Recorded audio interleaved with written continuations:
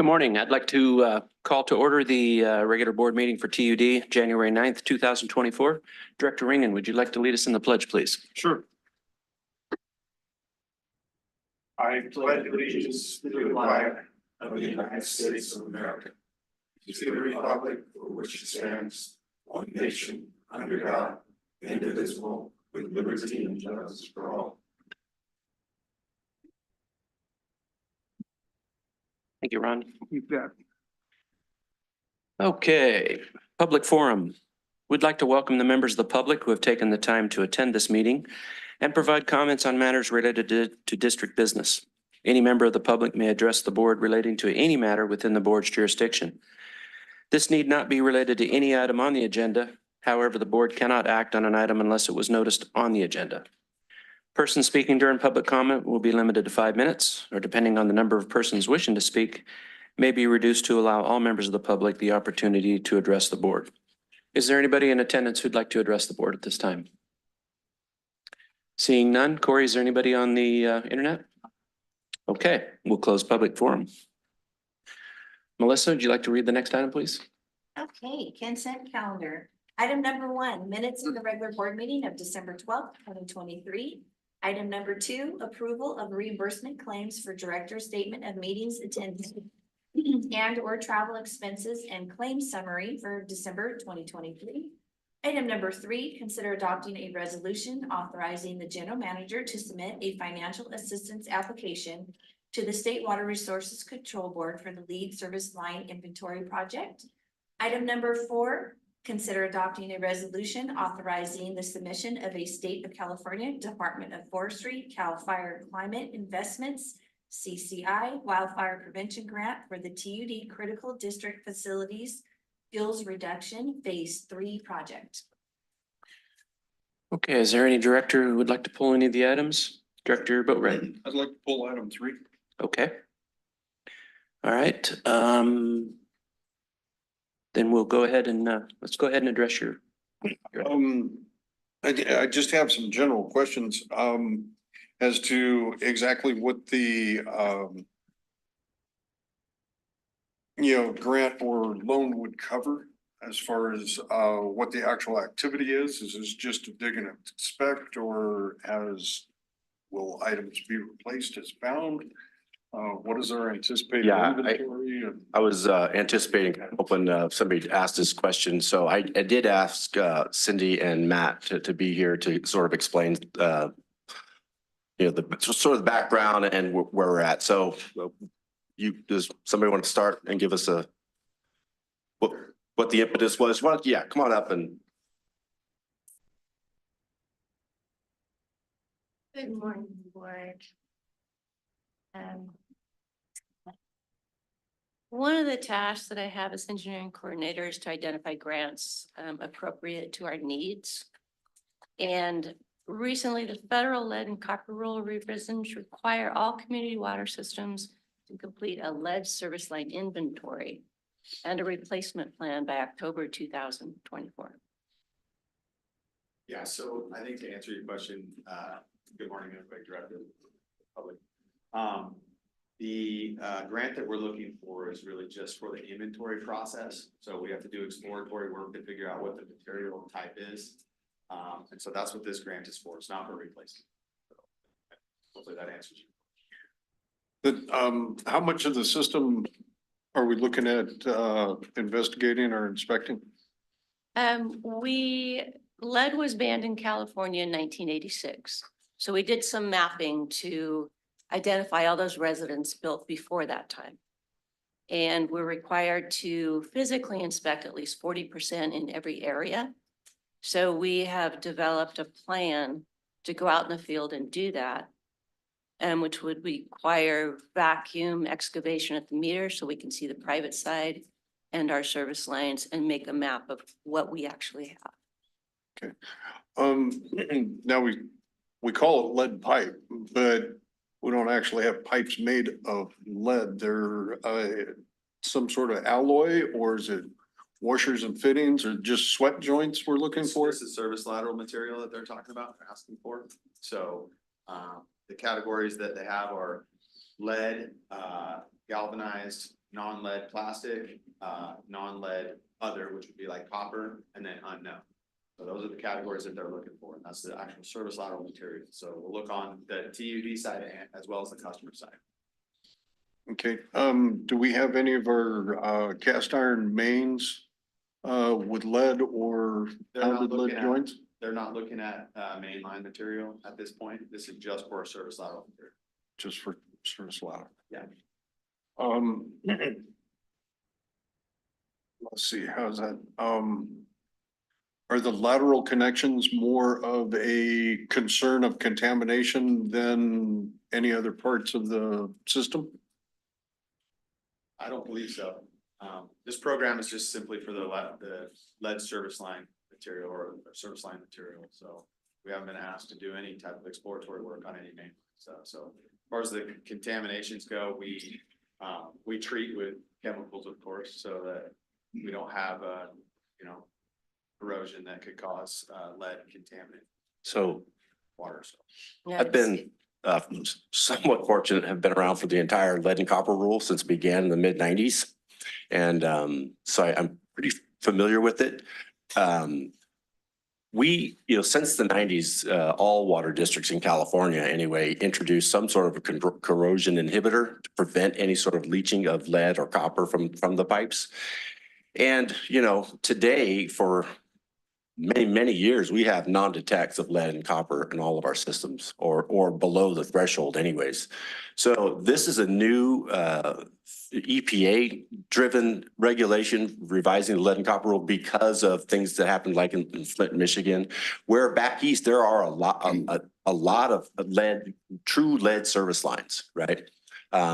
We don't anticipate seeing any lead service lines themselves here in our district, but it's complicated what EPA is put out as far as what they're going to consider lead or not lead or could have been lead some years ago. So it's quite complicated, and Matt and Cindy and the team are going to, they would be required to do this inventory first.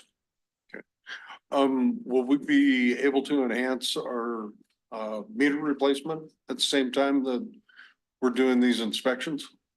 I wish we had the manpower to do it all at the same time, but we are going to be pushing to get this done. We have a deadline to complete this October of this year. We're using 2 of the temporary employees and a permanent full-time employee and vacuum equipment. And we've got, like she said, 40% of those service laterals that were put in for 85 and before. And that 40% leaves us with about approximately 3,100 service laterals that we've got to do this inspection. So it's a heavy lift. It's gonna take some time. So I wish we could incorporate the meter change out program. there's also a specific inventory sheet that needs to be filled out in exactly the moment they want it. So it's a little more complicated. Will this loan grant be able to go towards wages, increasing the crew size if necessary? Yes. We're asking for wages. We're asking for the time to fill out the inventory sheets and all the equipment that we're using. I don't think I have any other questions at this time. Director Reagan? So did I not hear correctly, but I thought I heard you say that the inspection was also going to be on the customer side? So how are you going to accomplish that? So we're doing as minimally invasive work as we can. So all the inspection happens at the meter location. So we're doing both service line on the TUD side as well as service lateral material on the customer side at the meter box. So if there was some sort of replacement from the meter to some point partway in, you're not going to be able to catch that at all. we won't. Amazing that they put the onus on the utility for the customer side. I mean, I don't see how that's fair, reasonable, or able to be accomplished. It's not. We do the best we can. I got a question too. But TUD and other community water systems are not responsible to go inside of the house and replace anything there. No, at this time, we're not, Mhm. but there has been talk about replacement from the meter to the home. So that's kind of what he was referring to, that, Mhm.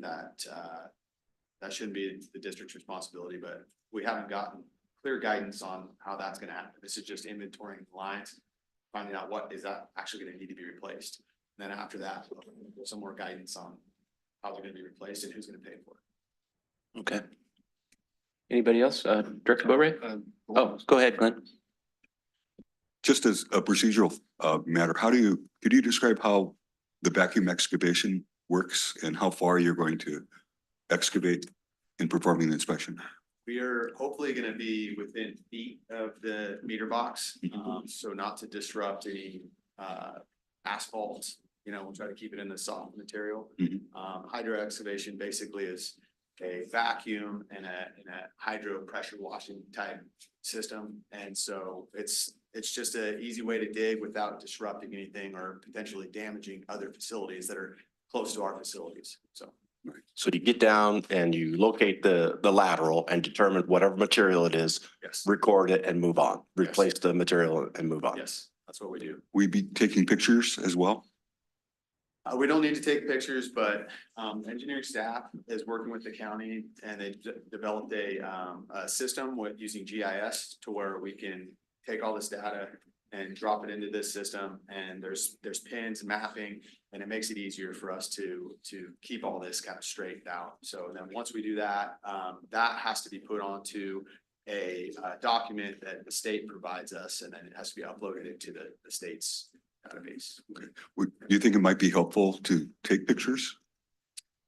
Since you got everything opened up? Just- Take that just a- recommendation. into just a consideration. thought. I don't know. I think it could be. Uh-huh. Yeah. And then secondly, the lead used to join copper pipe, is that of any concern in any of our residences? It should be all the copper pipe, that service laterals that we've seen generally are flare fittings. So there's no sweated copper, I would say, in the ground. Most of it's a compression type fitting. Right. So we shouldn't see lead fittings in the ground for connecting the copper pipe. But just for clarity, again, I remember a time when there wasn't the lead and copper rule and we had to go out and do all this lead and copper sampling. And sure enough, we had, and I was in Twain-Harte at the time, we had a lot of hits of lead and copper because there was a lot of lead solder joints. Right. We introduced the new corrosion control inhibitors and we watched those numbers decrease over time, over months, and then pretty soon they went to zero non-detect. So yes, there's lead solder joints out there in these homes, but we're able to protect them with this corrosion inhibitor. Thank you. Director Boatright. Has every residence been tested, or is it a spot check throughout neighborhoods? It's a spot check. We have a lead and copper sampling plan that's approved by the state. I don't remember all the guidance. Trevor and his team isn't here to discuss it. That's under Trevor's shop that does that monitoring. But yes, we have a plan. I want to say it's well, depending on the size. So upper basin system, I want to say we have 30 or 45 different locations where we have, you know, so it fits that criteria of the house that may or may not, most likely has lead and copper. And we sample those things and have been since the 90s. Will that original data be used then to, incorporate into our lateral meter box Well, inspections? I think I know where you're going and I wish that would make sense to me. But no, it's not a matter of the district using an inhibitor to eliminate the leaching of lead. It's not, it's a matter of if there's lead in that service line, it's going to get removed. That's what it's about. Even if that house has non-detect since the 90s, if it's determined that pipe needs to come out because of some criteria, it's going to come out and likely at our expense. Well, what I was saying, when we originally got into testing for lead and copper, there were some hits in the system. Will that data be used to pinpoint and kind of guide the inspection? I don't think so. I think the regulations stipulate how, what houses we're going to inspect. Yeah, I don't think that would be a good, wouldn't be a good strategy because the copper or the lead that you're seeing could be copper that's internal plumbing that's causing that. So it doesn't have anything to do with our surface level. What about notification to actual customers for lead containing fittings or suspected lead contents? Will the customers be notified of that? Yeah, so after we do the inventory, it will have to be put out in public what we found. So we have to do the inventory, and then for the guidance from the state, federal level, will have to go on the district's website. Now, to develop the list of how we're inspecting, was that through the county as well? As far as you may have a subdivision that had original residences that were part of, picking up the spotty areas or infill that is being taken into account as well? It is, yes. We've developed the GIS maps that we have, maps out all the residences that were built before 1986. And so we have areas that we're going to focus on. Thank you. No further. Any other questions? Ron, you're okay? Okay. All right. Thanks, guys. Appreciate it. Yep. This is Michael Allen. Okay, is there any public comment on the consent calendar? Any comment out there on the internet court? Somebody that is on that's trying to chime in. I'm not sure what one comment on. Okay. I have The person that's called in, go ahead. I can hear somebody talking in the background, but I can barely hear him, Corey. Could you speak up there, please, on the phone? yes, can you hear me? There you go. hear me That's now? better. Yeah, go ahead. Okay. I have concerns about billing. I am very, very. Okay, sorry, I have to interrupt you there. We're on the consent calendar. If you got questions about billing, that should have come along with the public forum, which was the item No, this before, is so I not- apologize. No, this is not about billing. This is about. Can't hear him. I can't hear you, sir. You have to speak up. This is about the consumption of people. Water. You talking about In my water neighborhood- consumption? It's not on the agenda. Yes, Okay, I'm sorry. Again, we're on the consent calendar and we're past the public forum, which allows you to speak on anything other than what's items that are on the agenda. So we're past that point. I apologize. So we won't be able to take your comments right now on that. If there's anything on the consent calendar you'd like to discuss, we'd be more than happy to listen to you. I didn't realize there was a calendar. Okay, thank you. I just. All right, so then if there's no more comments on the consent calendar, I'll entertain a motion. I'll make a motion to accept the consent calendar. Okay, I'll second. okay, it's been moved and seconded to accept the consent calendar. Any other discussion? All right, any other public comment? Okay, all those in favor? Aye. Opposed? Passes 4-0. Okay, Melissa, next item. Okay, regular business, item number 5, presentation of Jason Coogan, U.S. Forest Service Supervisor. Okay, good morning, President Kearns and members of the board. I'm excited to Yes.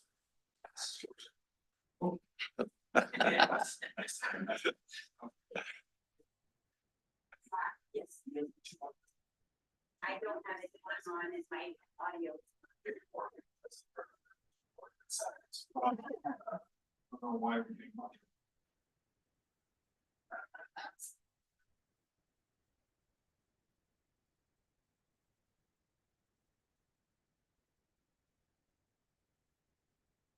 Everybody turn their microphones off. Splendid. Turn them off. Anyway, I'm excited to introduce Mr. Jason Kiken, the forest supervisor, the local forest supervisor. I asked him a couple of months ago if he would be willing to come to this board and do a presentation on all the wonderful work that him and his team have been doing over years now. And it's really, really remarkable, the effort and the progress that's been made. There's a, from my vantage point, there's an awful lot of work going on in this county from different agencies and different partners in an effort to minimize the risk of fire to our community. And Jason, his team is taking a lead. The county's doing a fantastic job. TUD is also trying to do our part as small as we can. And I feel like having a better understanding of where the Forest Service, CAL FIRE is going, it will help guide us where we're going. Jason has a very keen understanding of our water supply and how vulnerable it is to disasters. And so this is one of his stated #1 priorities is to protect that. And I can't thank you enough for coming and presenting. So thank you. Well, thank you, General Manager and Board, and members of the public. Glad to be here today. And I do have a presentation, but please stop me at any point if you have a question about what I'm talking about.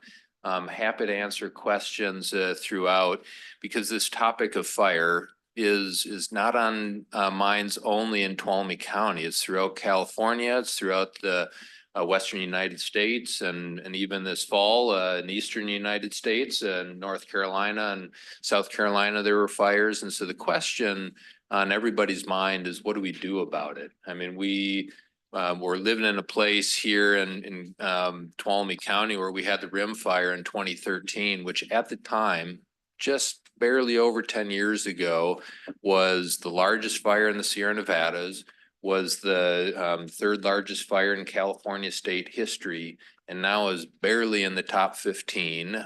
This last year and the year before, we had pretty mild fire years in California respectively, but 2020, 2021 were incredibly active.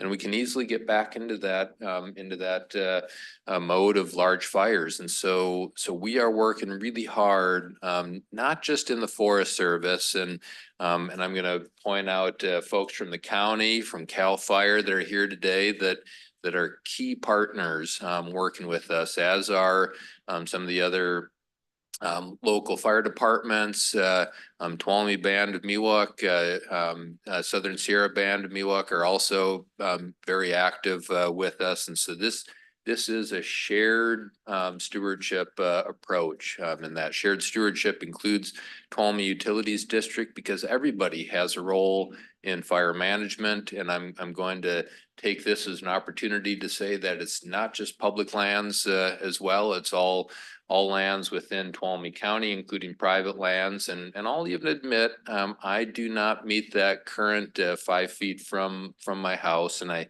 have some bushes at some point I need to take away from that. So this fire conversation is all of us, but today is about what we're doing on the Stanislaus National Forest and the shared stewardship approach. Next slide, please.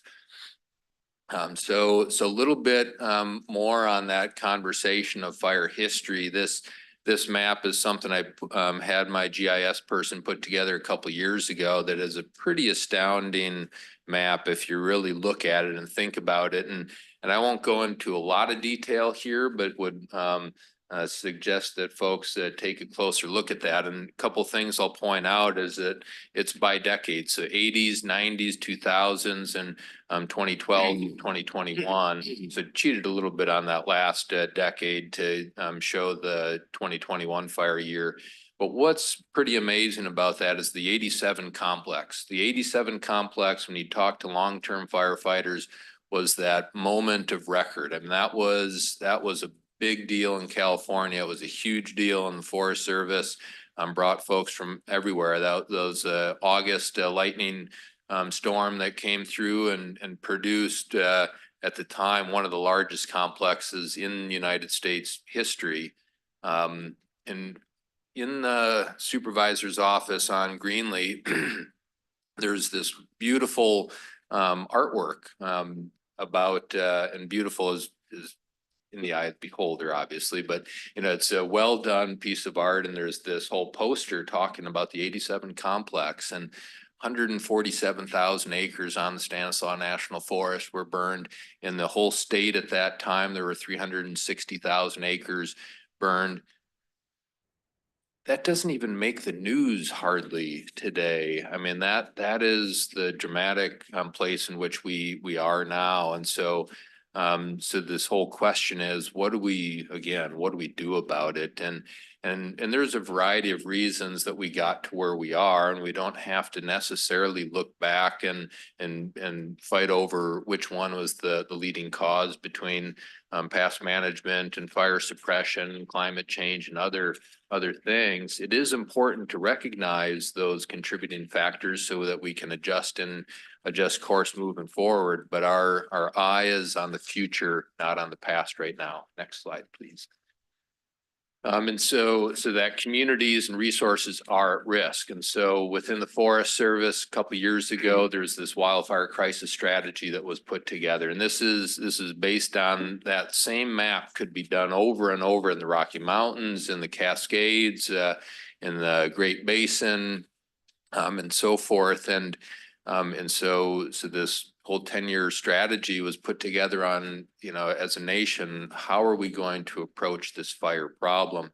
And it was really around communities and critical infrastructure. And critical infrastructure includes water utilities. And so a little bit about me is I started my undergraduate degree in fisheries biology, ended with a water resources major, not with fisheries biology, and a more natural resources background. And it's because water is, even though fire is on our minds, water will be the issue for the next century, right? I mean, being able to have a clean water supply for everybody that's accessible and not impacted by fire, by other pollutants, et cetera. And so that critical infrastructure does include water supply as well as power lines and other things. And so the question is, in this landscape, what's that burn probability? Where is that fire risk? And I think if folks have driven around in the last 10 years, you could see that there's just a lot of very dense forest. There's a lot of underbrush, and so that map on the left side is a burn probability, and red is generally bad. You know, you might think, well, less than 2% chance, but that's 2% chance for kind of every area, and that also means that probability is about once every 50 years that you're going to have a fire that has a certain intensity. And that's where that right-hand map plays a role. And so that conditional flame length means that once you get into that 6 feet or greater, you have a very high probability of having fire get up into the canopy, and then you have a stand replacing fire in the canopy. Even with 4 to 6 foot flame lengths, that yellow marker, you're getting into that same risk level. So your aim in this historic context of this being a fire dependent ecosystem, you wanted 1 to 2 foot flame lengths. Every 7 to 15 years for thousands of years, you had fire coming through most of the Sierra Nevadas below 6,000 feet in elevation. And that's that type change. You get into the firs higher than 6,000 feet as a generality.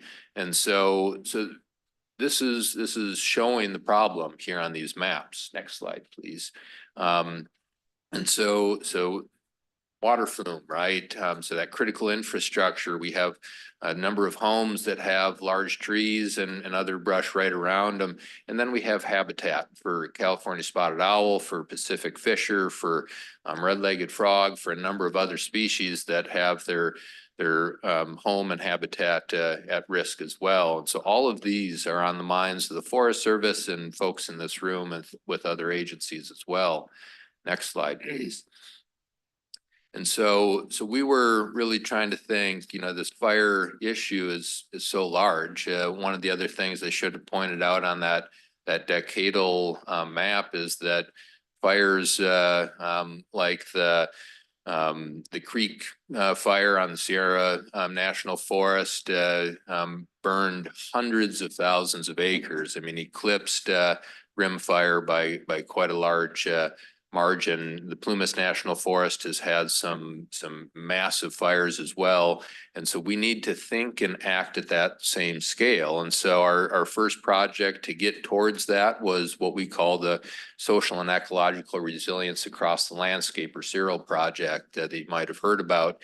And so we tried to go through in a logical fashion on 119,000 acres is a lot. That's a lot of area to really think about proactive management. So how do we logically walk through those areas? And so we used this newer modeling called potential operational delineations that really looks at roads, rivers, and ridges as the best places to halt fire spread in the Sierra Nevada. And so that became our pod boundaries, what we call them. And so you can see that on this map. And there were 17 pods in that CERL project area, and that is to then prioritize where are those things that we care about: communities, critical infrastructure, and habitat within those areas. And those priorities then became where we're going to start work. And if you've driven Highway 108 in the last year, you see that fuel break on the north side. That's because those priority pods 1, 5, 3, and 4 are right along 108. So we started there.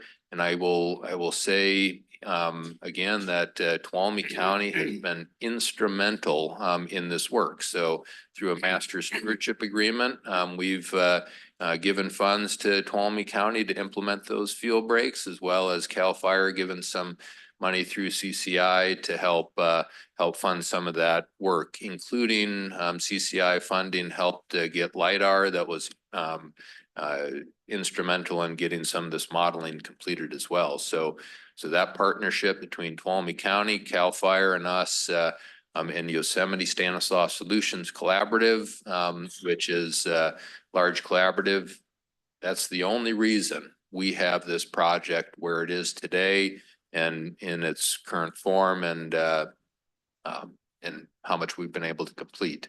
And so these are the pod areas. And next slide, please. And yet it's not just about fuel breaks. Fuel breaks don't stop fire. They give firefighters an opportunity in this country to be able to have a best chance at halting fire there, but you still need to do burnout operations from there. And to a degree, especially in large timber areas, it's a high hope, not a guarantee. And so in order to get it to a higher hope or much more successful rate, we need to do interior treatments. And so we use some newer modeling techniques, this system called FORSYS that was generated by Rocky Mountain Research Station, one of our research arms of the Forest Service, to be able to say, where are those places on that landscape that we should do commercial thinning, other mechanical treatments, prescribed fire, to be able to have that 1 to 3 foot flame lengths that we would historically have had, and how do we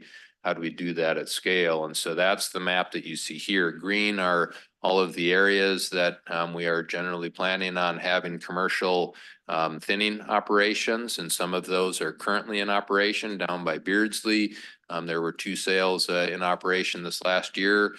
3 more hopefully will be operating come spring. So it's then that's starting to patch together those fuel breaks with those interior treatments. Next slide, please.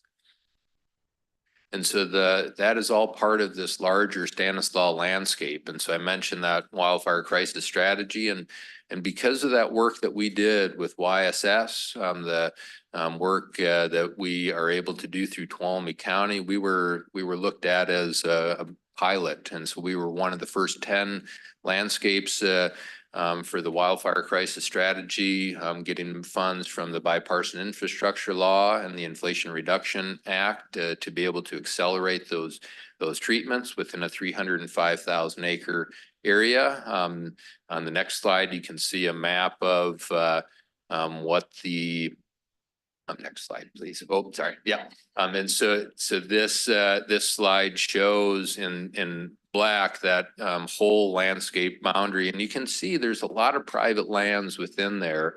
That Cerro project is kind of on the north side.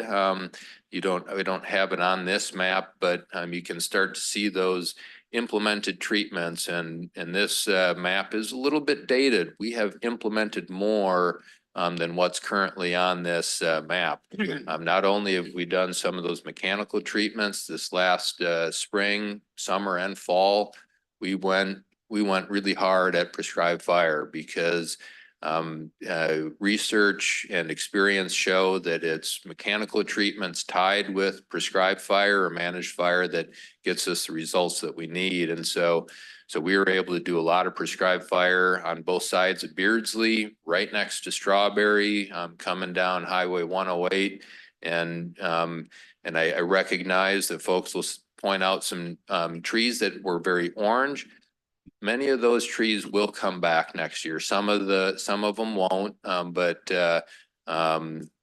we need a little bit more moisture, but they should mostly come back. We don't want all of those smaller cedars to come back, frankly, because those are a shade tolerant species that we have too many on a natural range of variation. But I'm very, very proud of the work that our firefighters did. Ron. So I'm gonna ask the dumb question.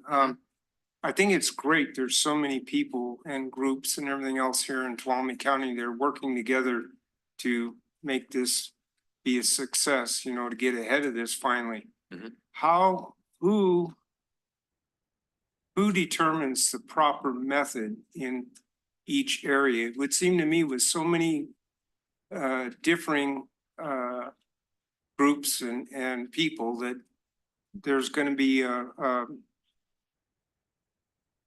a difficulty in coming up with what's the best method of taking care of the fire situation in each area. No, that's not a dumb question at all. That's the $10,000 question nationally, right? Is what is that best path forward? And so what we did here, and it's we are lucky to have the Stanislaus Tuolumne Experimental Forest just up the road. And so we worked very closely with some of the researchers, Eric Knapp and Malcolm North and others from Pacific Southwest Research Station to be able to say, what does that research tell us, and be able to bring those folks into those YSS meetings. But collaboration is not always easy, right? I mean, because there's mistrust on all sides of that conversation based on what happened 5 years ago or 50 years ago. And so then it's a matter of being able to sit at a table and have people talk, but then have some of those experts come in and be able to lay things down. And I'll say we're just in a great spot here in Tuolumne County because that collaborative group YSS had started before I arrived, which is now over 6 years ago, which is hard for me to believe, but it takes a while to have some of those conversations. And other forests nationally, Bureau of Land Management units, et cetera, are really leaning into those newer partnerships as well. And so the short answer to your question is it takes trust building, and it takes research and information. And then it takes a little bit of experiment, because we don't necessarily know in all spots what the best method is. But what we also need to recognize is that for a lot of places, what we've been doing collectively in the last 30 years is not necessarily working, at least at the scale that we've been working. And so how do we get to a different place? And that's what we've been able to do here, and why I've been able to go to a number of different meetings and cheer on the work that our collaborative group has been doing to try to tell that story and that narrative to others, that collaboration might be difficult, but it's worth it. So lean in and figure out how you can get work done. So it's not an exact answer to your question, because it's a challenging question, but it's a big one. I've got a comment and Yeah. a question. Mhm. So this is personally very near and dear to my heart. I appreciate all the efforts that you and the team, I mean, there's a team of cast of thousands here. Mhm. In 1987, during the paper fire or the complex Yep. fire, my wife and my 6-year-old son and 4-year-old daughter were evacuated from Miwok, and we got to spend a few nights at the fairgrounds. And then some folks, good folks in Sonora opened their home for us and some other families to spend at their house for a week or so. So anyway, it's very near and dear, as I mentioned. And then another, just a informational question. You talk about mechanical treatment. Could you maybe clarify what that involves? Sure. So where we have commercial products, we take those to Standard Mill or other locations around, including the Post and Pole and wood shavings plant and Heartwood. But mechanical, I also, when I mention that, that's really more in that mastication framework. And so we moved because mastication doesn't necessarily remove fuel, it changes the fuel profile. And so you're trying to kill some of the manzanita and deer brush and other things and get some of that material into the soil. So hopefully it has a positive effect on fire. But what's best is to be able to get that material to an ultra power or Heartwood or somewhere else. And so we're spending a lot of time trying to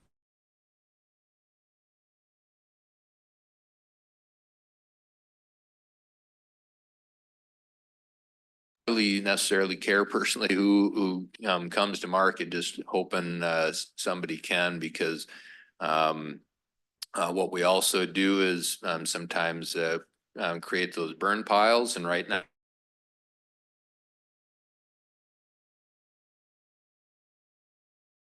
54,000 burn piles on the forest right now. And our folks are doing a bang up job, but that's still a lot of piles. And I would rather them go to creating energy or wood shavings. I don't care what, just something, some kind of use.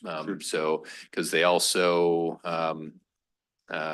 when you don't have a lot of moisture in winter, they can live in the roots and stuff. So really trying to not have as many piles in the future. It's a great question as well. Thank you so much. And I think I am out of time or running out of time, but next one more slide. Actually, let's skip this one. I think I have one more. And so here's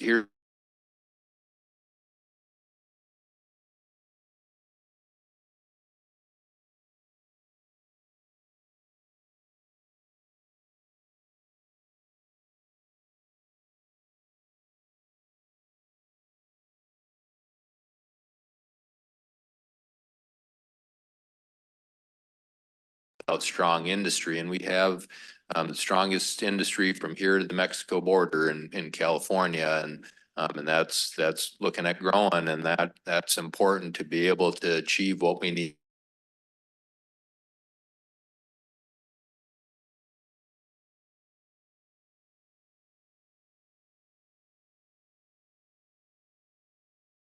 Clearly as well, now going all the way down into the canyon, into the South Fork remains a significant concern for me. And so we are looking at some additional mechanical treatments, but that slope is pretty steep.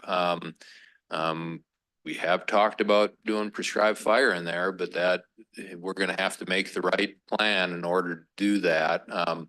And yet it's possible. We demonstrated that it's possible around Strawberry, but we would have to be very deliberate.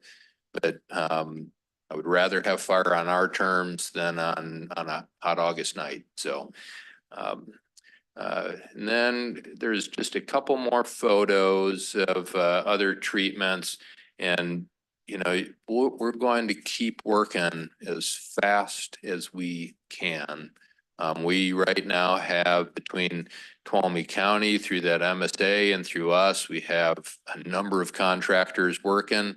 Some additional contracts are going to be advertised soon for more fuel breaks, for some area fuels treatments, as well as thinning contracts. So we have around Bald Mountain, we have an upcoming thinning contract that's going to go out, and then kind of down 108 from there. So one's called Rushing by Rushing Meadows, and the other's Horseman, which is the other side of Rushing Meadows that's coming out here relatively soon. And so with those, we are having biomass removal as part of it, get it to ultra power, whoever wants those smaller diameter materials, but that does cost money, and that's where that money from the bipartisan infrastructure law and the Inflation Reduction Act have been critical. We did request more funds for this fiscal year and should find out soon on that. But next slide, please. I think.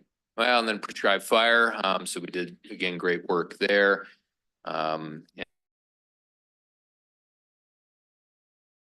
Fire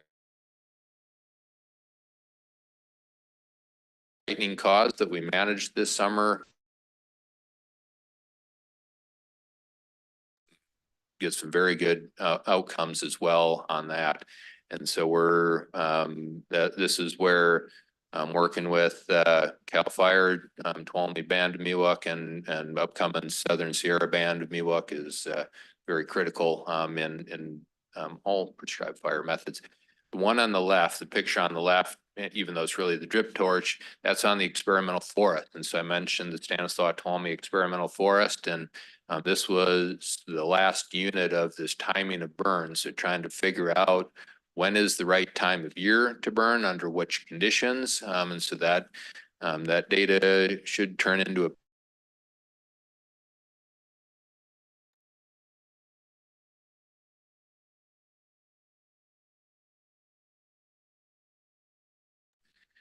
So those are, I think, all of the slides. Oh, and this is, if you remember those first two maps, or not first two, some of those earlier maps, if we can accomplish what we've planned to do, that changes the burn probability, changes what those conditional flame lengths look like.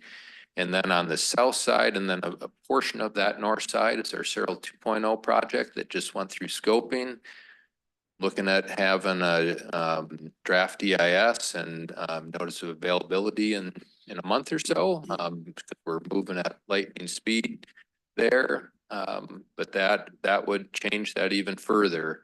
And I hate to tell you all, but the rimfire footprint being 10 years old is burnable again. And so we're going to continue to do what we can to do that on our terms rather than nature's terms. But it's a large landscape, and this is where shared stewardship, collaboration is the only way that we can achieve landscape resiliency. So that's I think my whole presentation. I could, yes, there we go.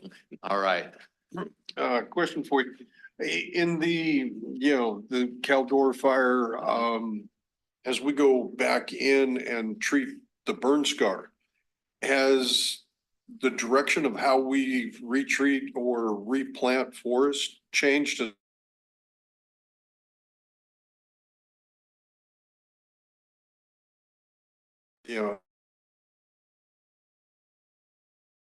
We planted too many trees or?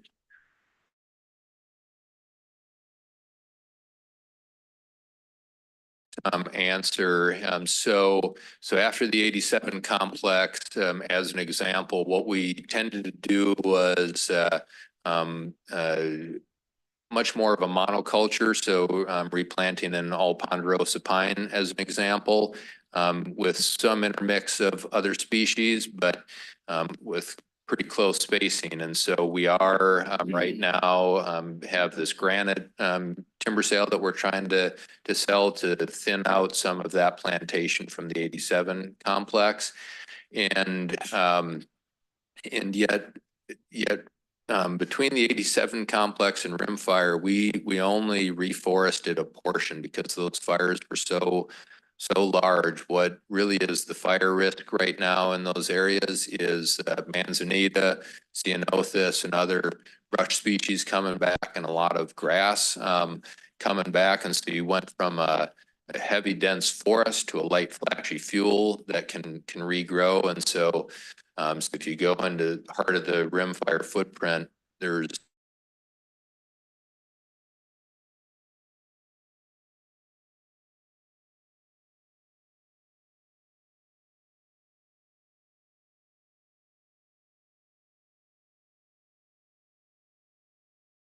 complex and rimfire, but we're still planting.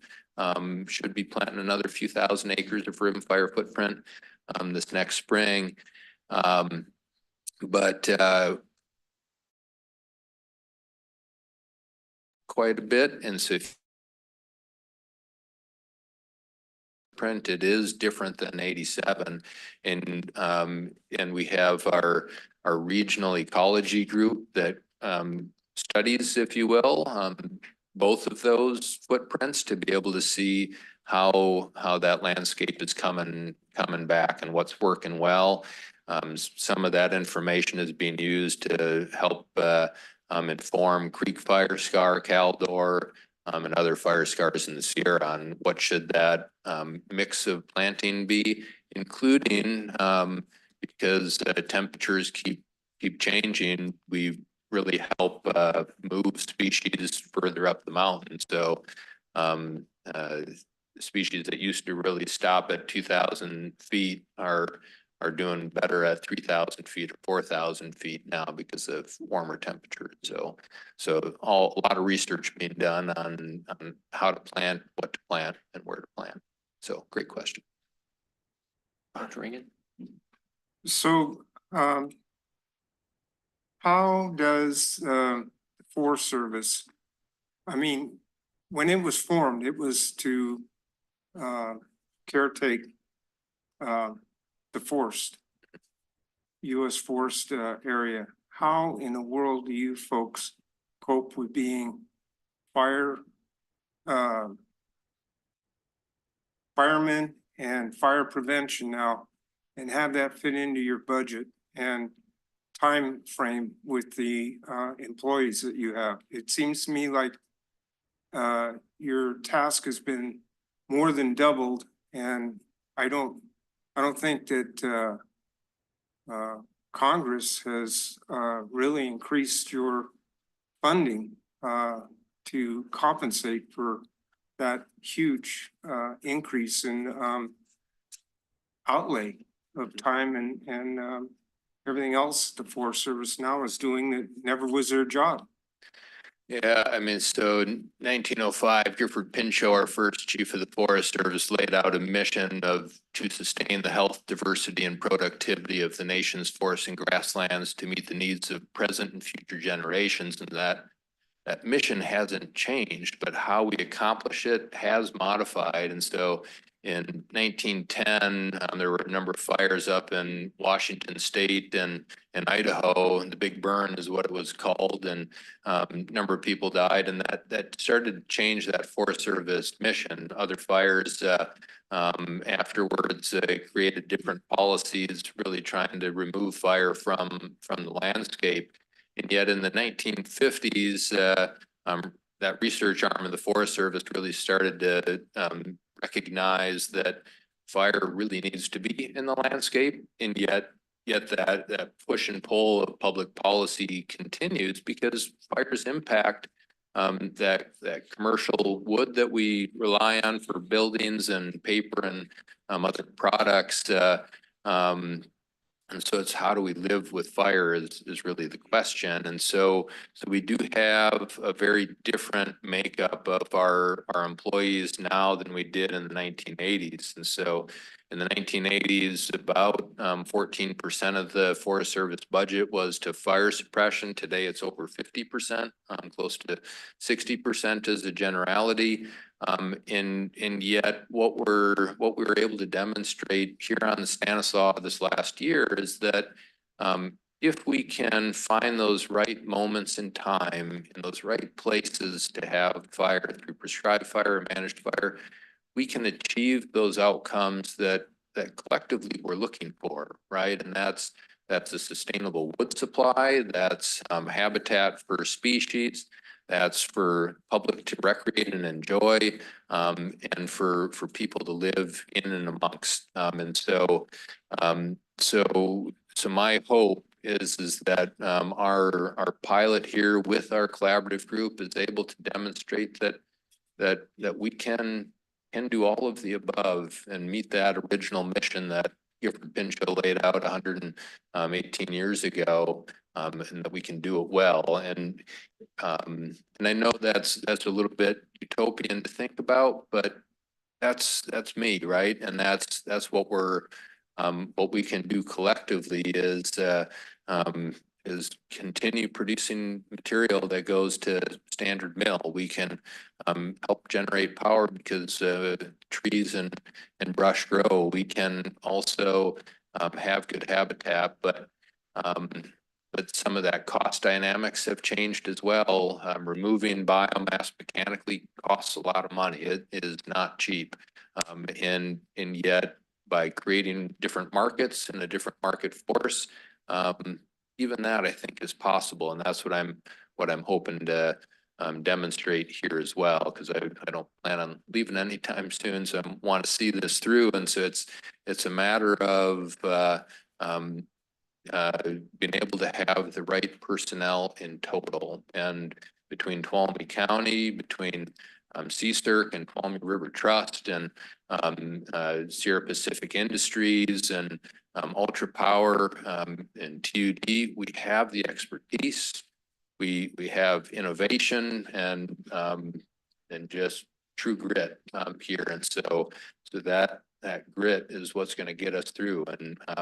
And yet it is going back to that same table I talked about before, and being able to overcome some of those trust issues in the past and be able to say what's possible. Because when you get down to it, everyone generally wants the same thing, right? And that's a healthy landscape that we can live in and be able to show our grandkids someday. So that's my common denominator. And yes, money helps, and bipartisan infrastructure law and Inflation Reduction Act were big influxes, but hopefully it's to be able to demonstrate other paths. Great question. All right. Well, thank you, Jason. I'd just like to make a couple comments. You know, I drive Highway 108 every day from Solsville to Cold Springs, and I see that the results of the Cerro project, and you and your team have done a fantastic job. I mean, it really is phenomenal what has been done there. And you know, just a year and a half ago, you couldn't get off the highway because it was so clogged with brush and whatnot. Now it's like I remember it when I was a kid living around here.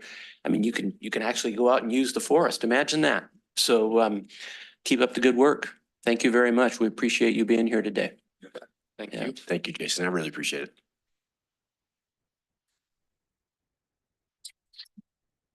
Melissa, next item, please. Okay, item number 6, PowerPoint presentation regarding the Community Wildfire Grant, funded proposals by Rick Lind, President, E&2 Resources Incorporated. Okay, good morning. While Rick is making his way up to the podium, again, I'd like to just say again that like Jason was saying, it takes true grit, it takes team. We've got Tuolumne County is for decades have shown the ability to stand up and unite when there's a problem, when there's a disaster. And this county has done it over and over again. This is just another example of the county, and in this case, TUD trying to do its part, right? The county, I see Dory's back there listening in. You know, so TUD has an awful lot of infrastructure in and amongst all these different communities, much of them in high fired hazard areas. So this board, particularly Ron and Director Bringen and Director Balin, we're pushing to you know, to do something, utilize our infrastructure, particularly our gravity-fed raw water system, to help this community, to help our county be more resilient. And so finally, you know, we made some connections with Rick Lind and his company, and we were able to apply for a grant. Abby and her team applied for a grant, a planning grant, and we were fortunate enough to get it. So I'm happy. So Rick's here to kind of give us the kind of an update on our project and how, and maybe have an understanding of how it fits in with the overall goals here in Tuolumne County. Thank you, Rick. Thank you, Don. Mr. President, Board of Directors. Appreciate the opportunity to be here with you today to give you an update on our efforts that we've actually been working on with TUD, as Don alluded to here, for about the past 3 to 4 years, at least from our involvement. I know for a little bit longer on the part of some of the board members. Just to give you a little background on myself, my firm, we've been around since 2000. We're in El Dorado County. We have offices in Placerville, South Lake Tahoe, about 7 employees. Before I started the company, I was with some big Sacramento area firms and you know, learned quite a bit there. I would say our specialty is in working with water and energy utilities from an environmental services and an environmental regulatory standpoint. So we're very much planners. I was going to mention for Supervisor Wilkins' presentation that, you know, we are, I think Don, you know, set this up very nicely. First presenting what's going on kind of in the public lands of Tuolumne County. This, of course, and this effort really focuses more on TUD service areas and the private lands. I have about 10 slides that I wanted to share with you. If we can go to slide 2, appreciate that. Over the last 3 to 4 years, we've been developing a lot of baseline data for TUD regarding its ditch system and biological resources, recreation, existing recreation, previous plans. We've been doing extensive, I would say exhaustive research on what the Forest Service and others have been doing in terms of their fuels management plans and ongoing activities. This list of boxes with some of them checked off are the progress that we've made to date. And really where we're at today is those last 3 steps that you see there. What our charge is as a consulting company, and in working with another consulting company that we've brought on in the last 2 years to go after this grant and successfully, is to develop really 2 plans from which the outcomes of those plans, the recommendations, will be looked at by this board and management of TUD and prioritized in terms of where should TUD's resources be put first in terms of what's most important for protecting its facilities. Next slide, please. This map here shows what it's all about. The black line that you see are the main ditch on the upper part of the map. The very bright red, similar to Supervisor Culkin's map, represents the extreme fire hazard areas. I don't know how many statistics have been thrown around in the last few months for everybody, but Tuolumne County and its population areas, its residences, are at a greater risk of wildfire than 98% of the counties in the nation. If you, and some people say, well, the nation includes a lot of plains and, you know, not so many forested areas, but if you look at California itself, it still ranks above 92% at greater risk than the rest of the state of California. Slide, please. One of the keys, and I think again, Supervisor Hogan really hit on it. One of the keys to success and progress, and I'll add to his theme of trust. One of my favorite expressions is progress moves at the speed of trust, which is, I think, right on with what he shared with us. This represents what we've worked with the county on over the last couple of years, making presentations, participating with the county and its committees, fire safe councils, CAL FIRE, and others on a direction for the plans that we're going to be putting together here, which again, this board will prioritize at the completion of our grant effort. Next slide, please. Our scope of work really consists of these 5 tasks. Tasks 1 and 2 are the baseline information that we're collecting on both the technical data and then the stakeholders data. I'm not going to get into a lot of the details there, but we'll be holding a series of meetings over this next year where we'll be seeking input from all of the other active organizations that are involved in developing plans in order to make this county more fire safe. And really what we're talking about in terms of the consultants' deliverables are those items 3 and 4, which I'll touch on here in a minute. TUD itself has committed to about 10% total time of the total project value to supporting us in our stakeholder consultations and also in our grant administration activities. Next slide, please.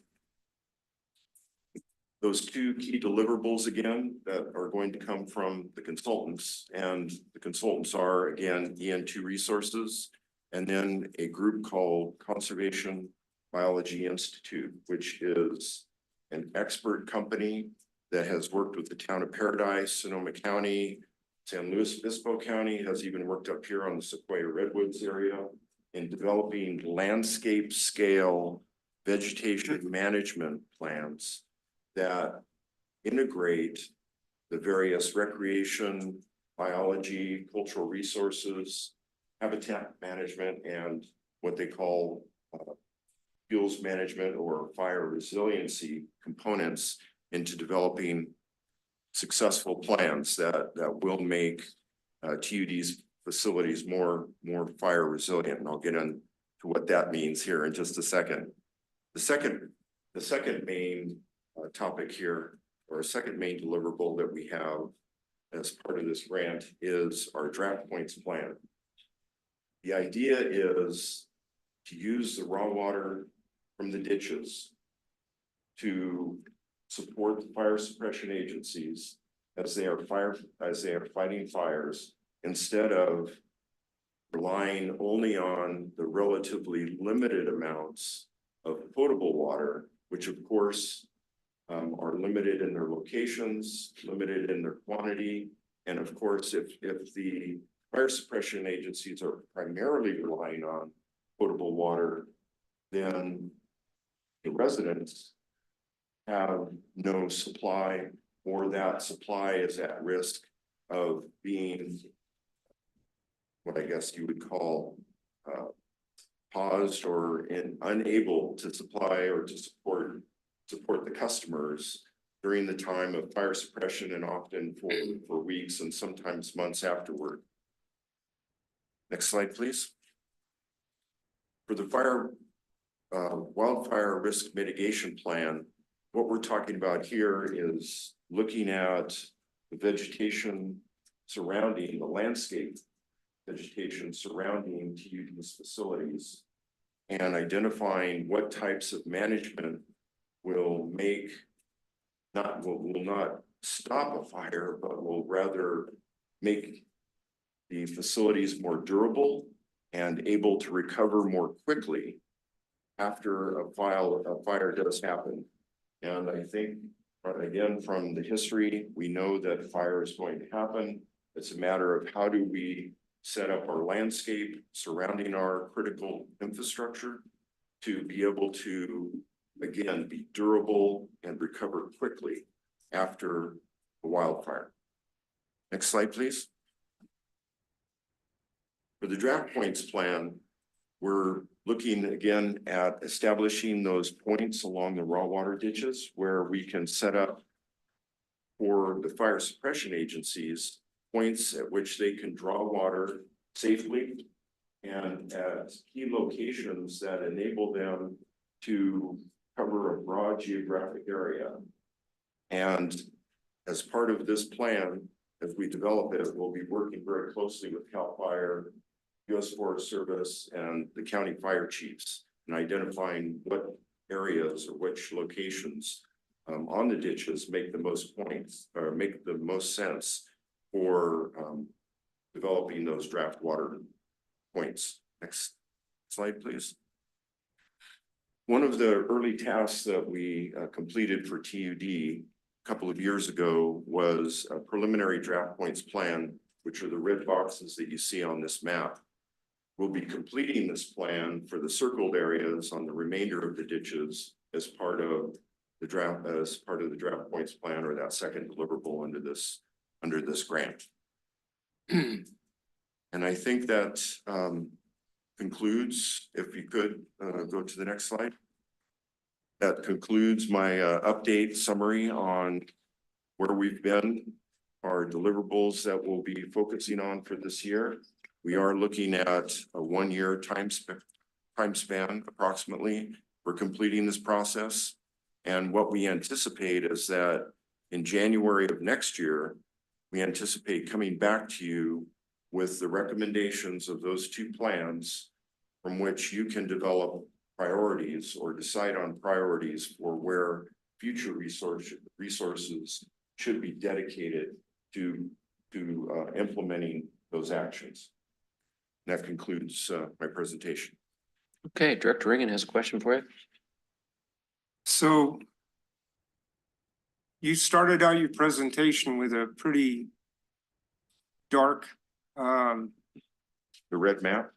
not only the red map, but the fact that we're Tuolumne County's the most at risk in California, I guess you said, I think. I've been working on this project for probably 12 years or more, and I'm glad to see it getting to this point. But where I'm going with this is one of the tasks that I feel, well, there's a couple of things that I feel need to be done, but are not part of what EN2 and you are tasked to do, or at least I haven't seen it in writing anywhere, is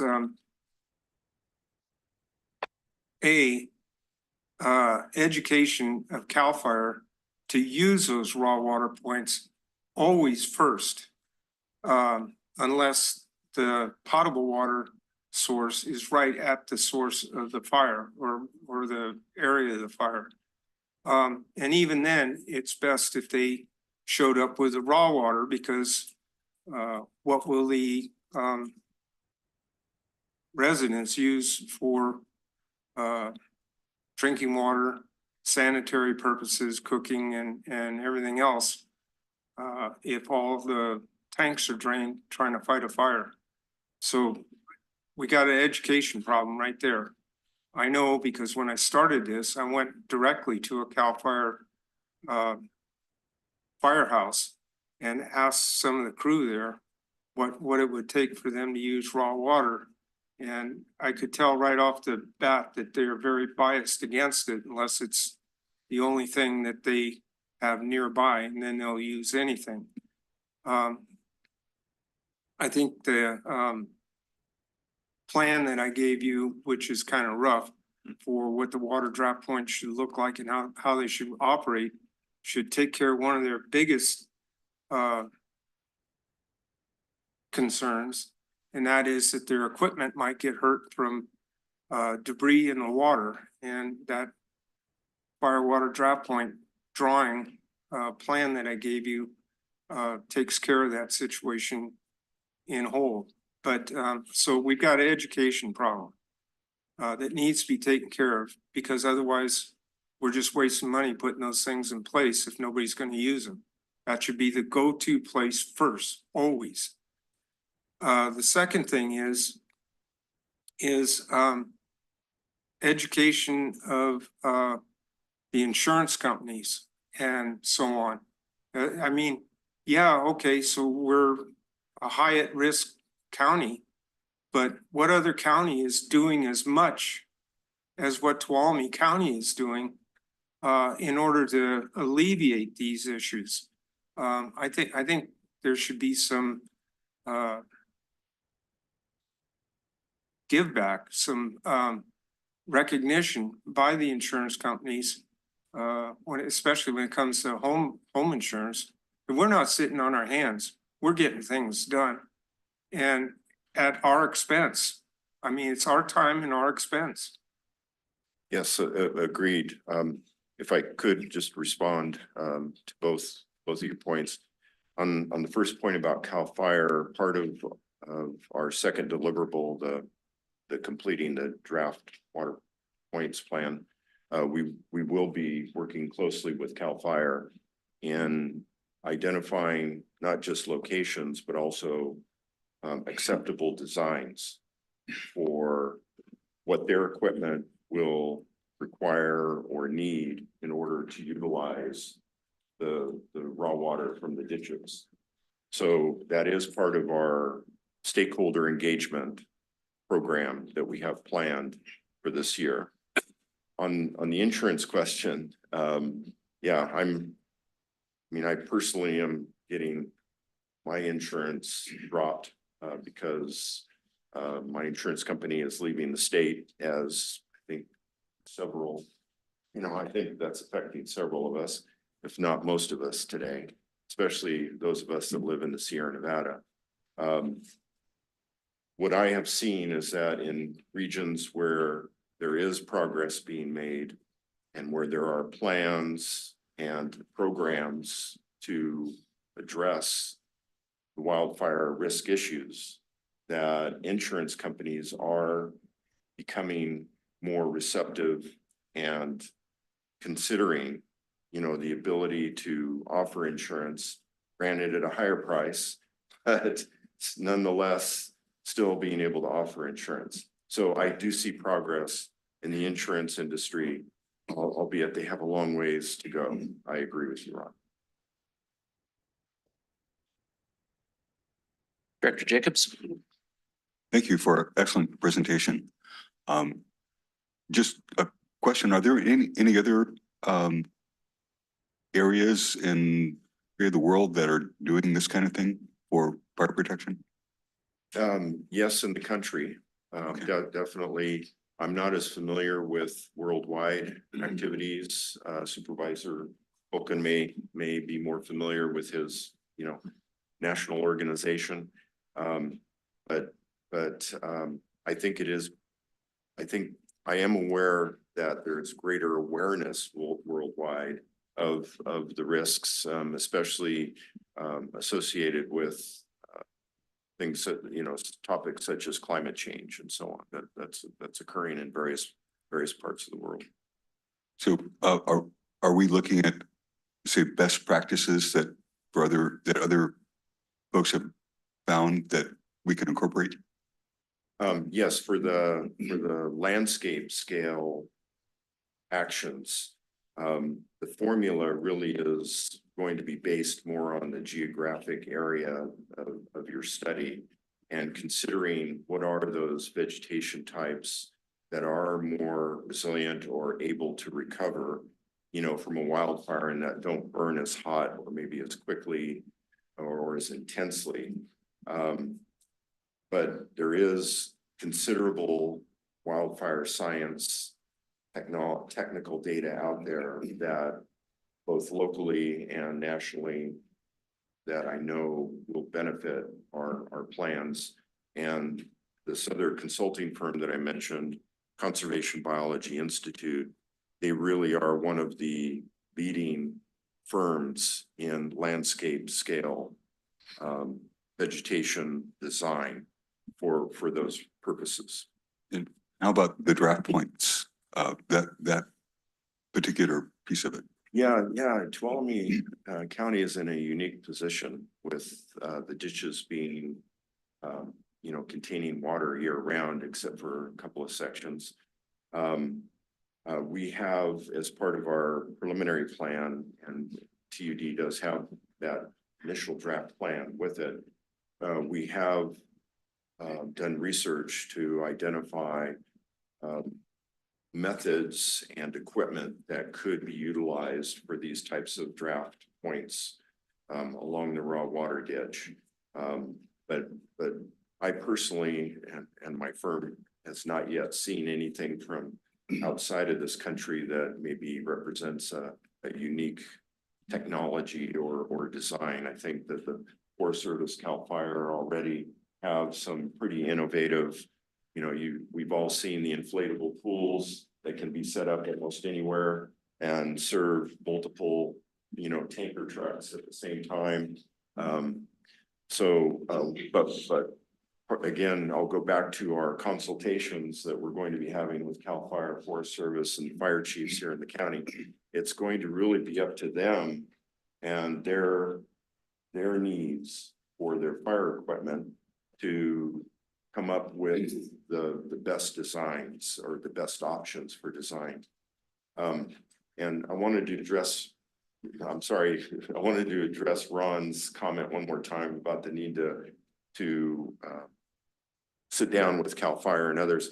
One of our objectives is also to develop, we have proposed, but we have not yet, developed, but we have proposed some type of an MOU that we could establish with the various fire suppression agencies in which we would actually lay out TUD,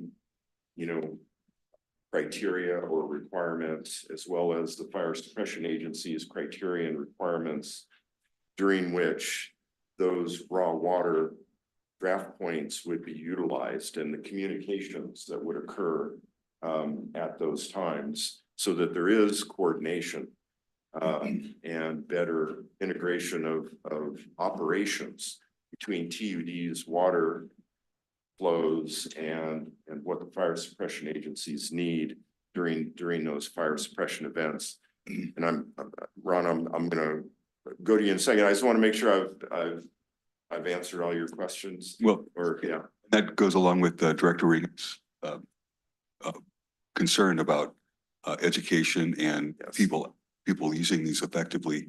If we could bring to the table other communities that are doing this to Yes. show, the collaboration between the draft points and the fire. We will be efforts. looking for those examples of where our successes today, yes, that we could use as a model. Thank you. Thank you. Director Rand?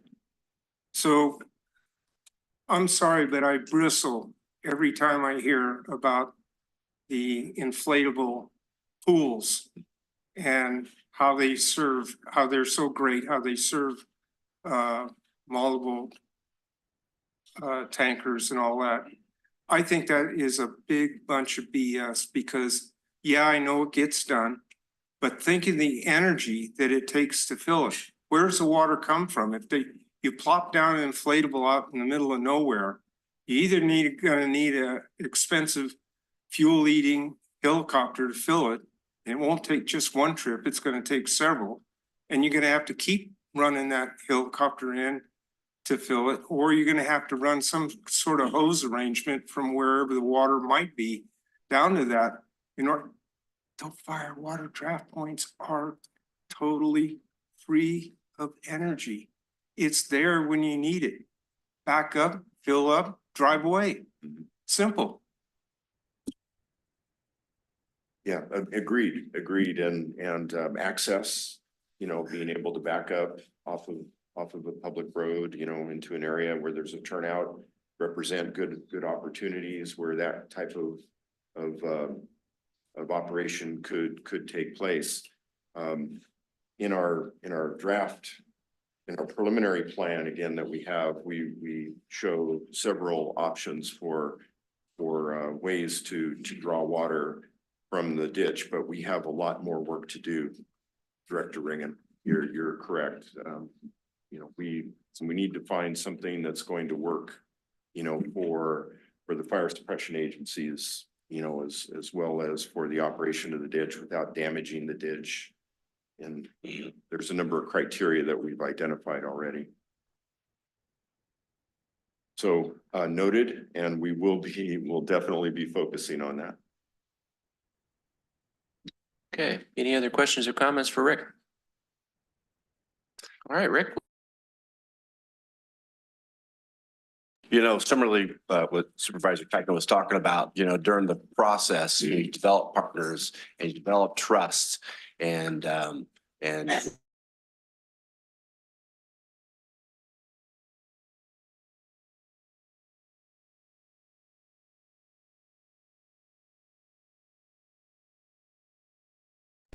that members of the Tuolumne Band of Miwoks would be in attendance. They too received a grant.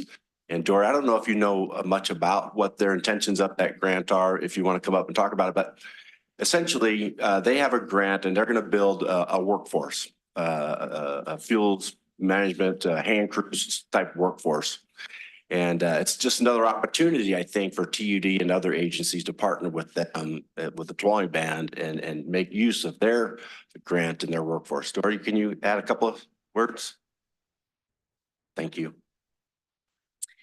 So I'm actually not here on behalf of the Tuolumne Band of Miwok Indians, just to disclose, but most of you all know that I am a community council member for the Tuolumne Band of Miwok Indians. So I can answer that question for you. Dawn knows that. So, but yes, the Tuolumne Band of Miwok Indians did receive a very large grant to create a workforce.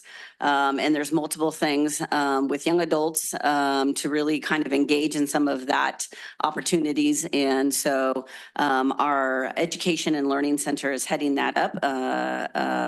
And so we're really excited about that. I actually sit on the education committee now for the tribe. So really excited about that grant and looking at potential collaboration with those agencies, including TUD and others, to help figure out the best mechanisms for learning and training those individuals who could stay here and long-term also contribute back to their workforce for Tuolumne County. So thank you, Dory. You're welcome.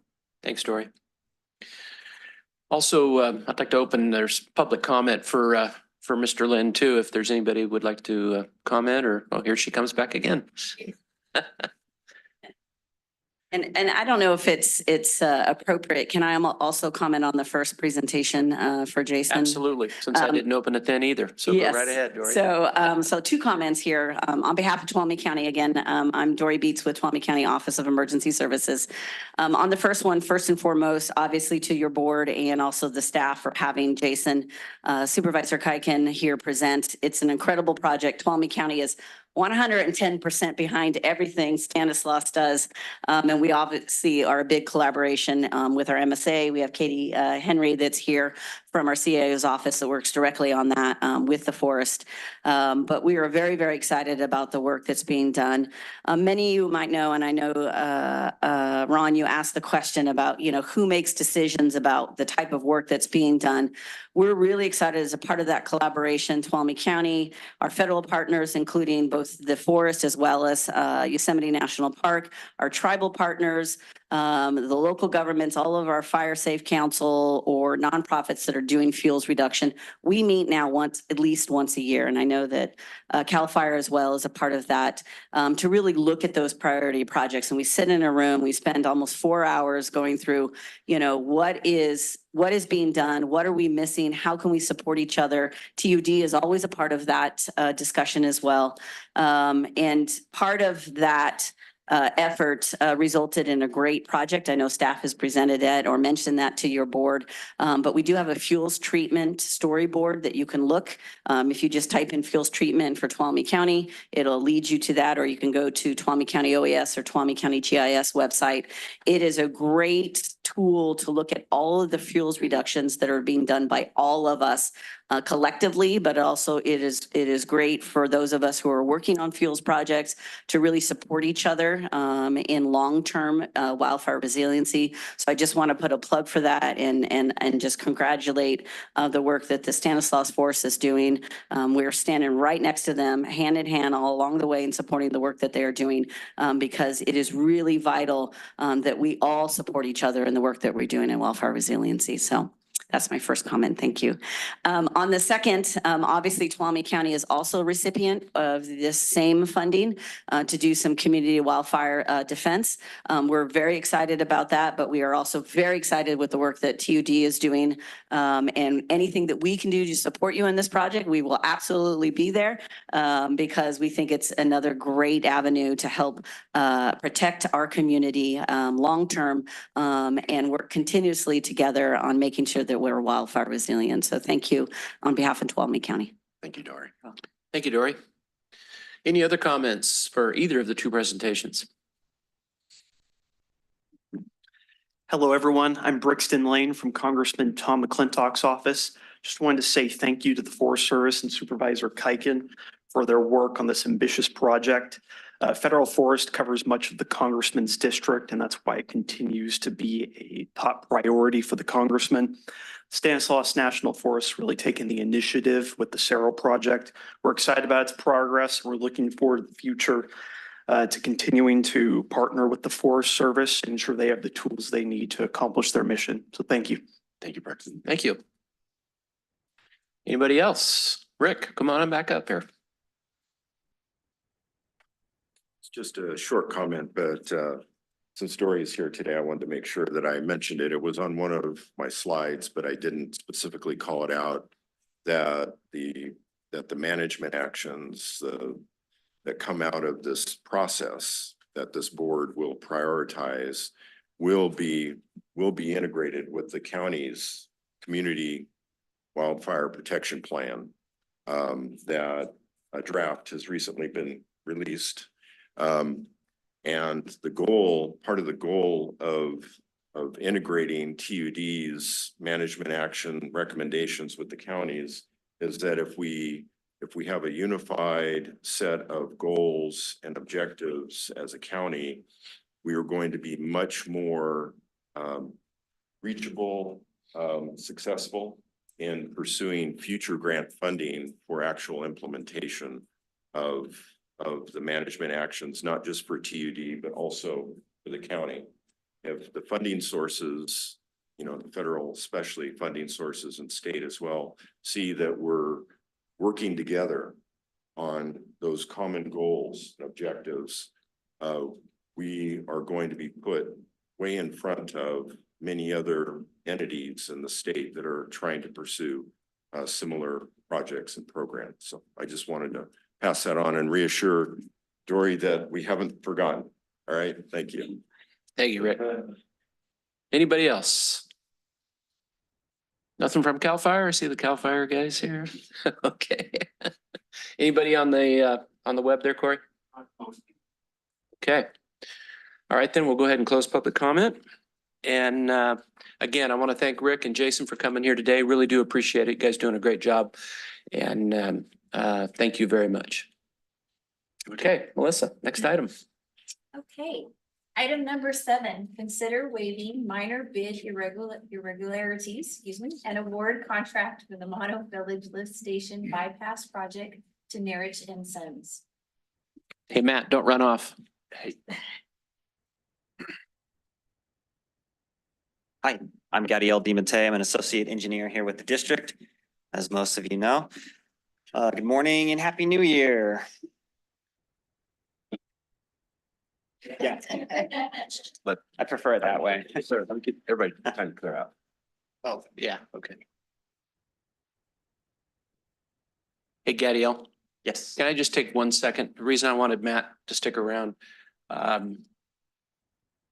Just got an email from Director Balin, who couldn't be here today, but she forwarded an email from a customer who had a major water line break, and they were just wanted to tell what a great job they did. The crews on there on site getting it fixed, and it's not always we get compliments like that. But since you're here today, I just wanted to be sure that you got called out on that and let the guys know that they appreciate their service and the quick response. So now, if you want to sneak out, go ahead. All right. Thank you, Gadiel, for. No problem. Okay, yeah, like Melissa said, this is the Mono Village Lift Station Bypass Project. A little bit about the background and the problem that we're trying to solve with this project. The Mono Village Lift Station has reached the end of its useful life and needs to be replaced. The sumps are just concrete septic tanks, basically, as I'm sure Director Boatwright is well aware. Building's in very bad shape. The door's falling apart. The roof is caving in.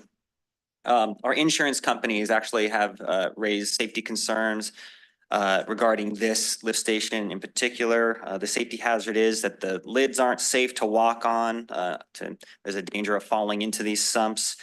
There's no fall protection after you open the hatches to the sumps, I already mentioned the roof. And this lift station has earned the title of the worst lift station in our system. That's coming from the wastewater superintendent. So that's the problem that we need to solve. Reconstruction on the existing lot is not possible because of how small this lot is. So the solution, we have designed, we considered purchasing the land across the street from the lift station and building a lift station there. However, and that actually would be cheaper in the long run. So we think. However, the cost analysis showed that in the long term, a gravity sewer main would be cheaper because of how we won't have to operate a lift station and we won't be paying for any power to operate the lift station. Let's see. There's also a big unknown in the cost of reconstructing the lift station across the street because a deal would have to be made to purchase land across the street. We'd have to subdivide the land, and that's just a huge unknown as far as schedule and cost goes. A gravity sewer main, however, is a nature-based solution to this problem. It's always better to let water flow downhill for free than it is to pay to pump it uphill. And you can write that down and quote me on it if you want to in the future. And another thing about this project, under the leadership of our district engineer here, where we're able to design it in-house, I reckon that saved us an approximate $50,000 in design fees. And the new gravity sewer main is capable of handling the existing flows as well as any future development that may occur in that area. Now let's go ahead and put a picture up of that lift station really quick before I move on. Existing lift station. Yeah, there she is. That's it. That little building and the sumps are behind it, which is really hard to access them. So you can almost see, you can pretty much see what I'm talking about, and you don't even see all of it. So, all right, so that's the problem we're solving. That's our solution that we have for it. But today we're here to talk about awarding the actual contract. Bids were received on November 2nd last year. The engineer's estimate, sorry, did you have something? Okay. The engineer's estimate was within 10% of the average bid, which is really good. So we didn't have a big bid day surprise there on the cost. And here's where it gets a little hairy, well, or at least out of the ordinary. The apparent low bidder was a contractor by the name of DA Wood. They submitted their bid, but then they, after bids were open, they submitted a letter stating that they made a clerical error, a big clerical error in their bid, and that their bid was, quote, materially different than what was intended. So they asked for their bid to be withdrawn. And we also had a red flag go up when their bid was so much lower than their competing bids. So the next lowest bidder is Neerich & Sons Incorporated. We have worked with that company a lot in the past, but their bid contained two irregularities that I point out in your memo. One is that they summed their total incorrectly. That error ended up being a $198 over, their cost was too high that they wrote down at the bottom, but we always check the math. The other one is that they exceeded their limit that we normally have on mobilizations costs. We have waived this limit before on previous bids, but this was a 5% limit on mobilization costs, and they were over by 1.3%, amounting to about $17,000. Now, we consider those to be minor bid irregularities. We've worked with Neerich before. And so we're here today recommending that you waive those irregularities and award to Neerich & Sons Incorporated. Any questions for Gadiel? Ron, Director Raymond. So what is the actual rule about or regulation or whatever it is about stepping aside from the lowest bidder and going to the second bidder? I understand this one has some quirks that aren't usual, so it doesn't really fit the situation that I'm talking about, but it seems to me, I can't prove it because I'm not an attorney and I don't get involved in this stuff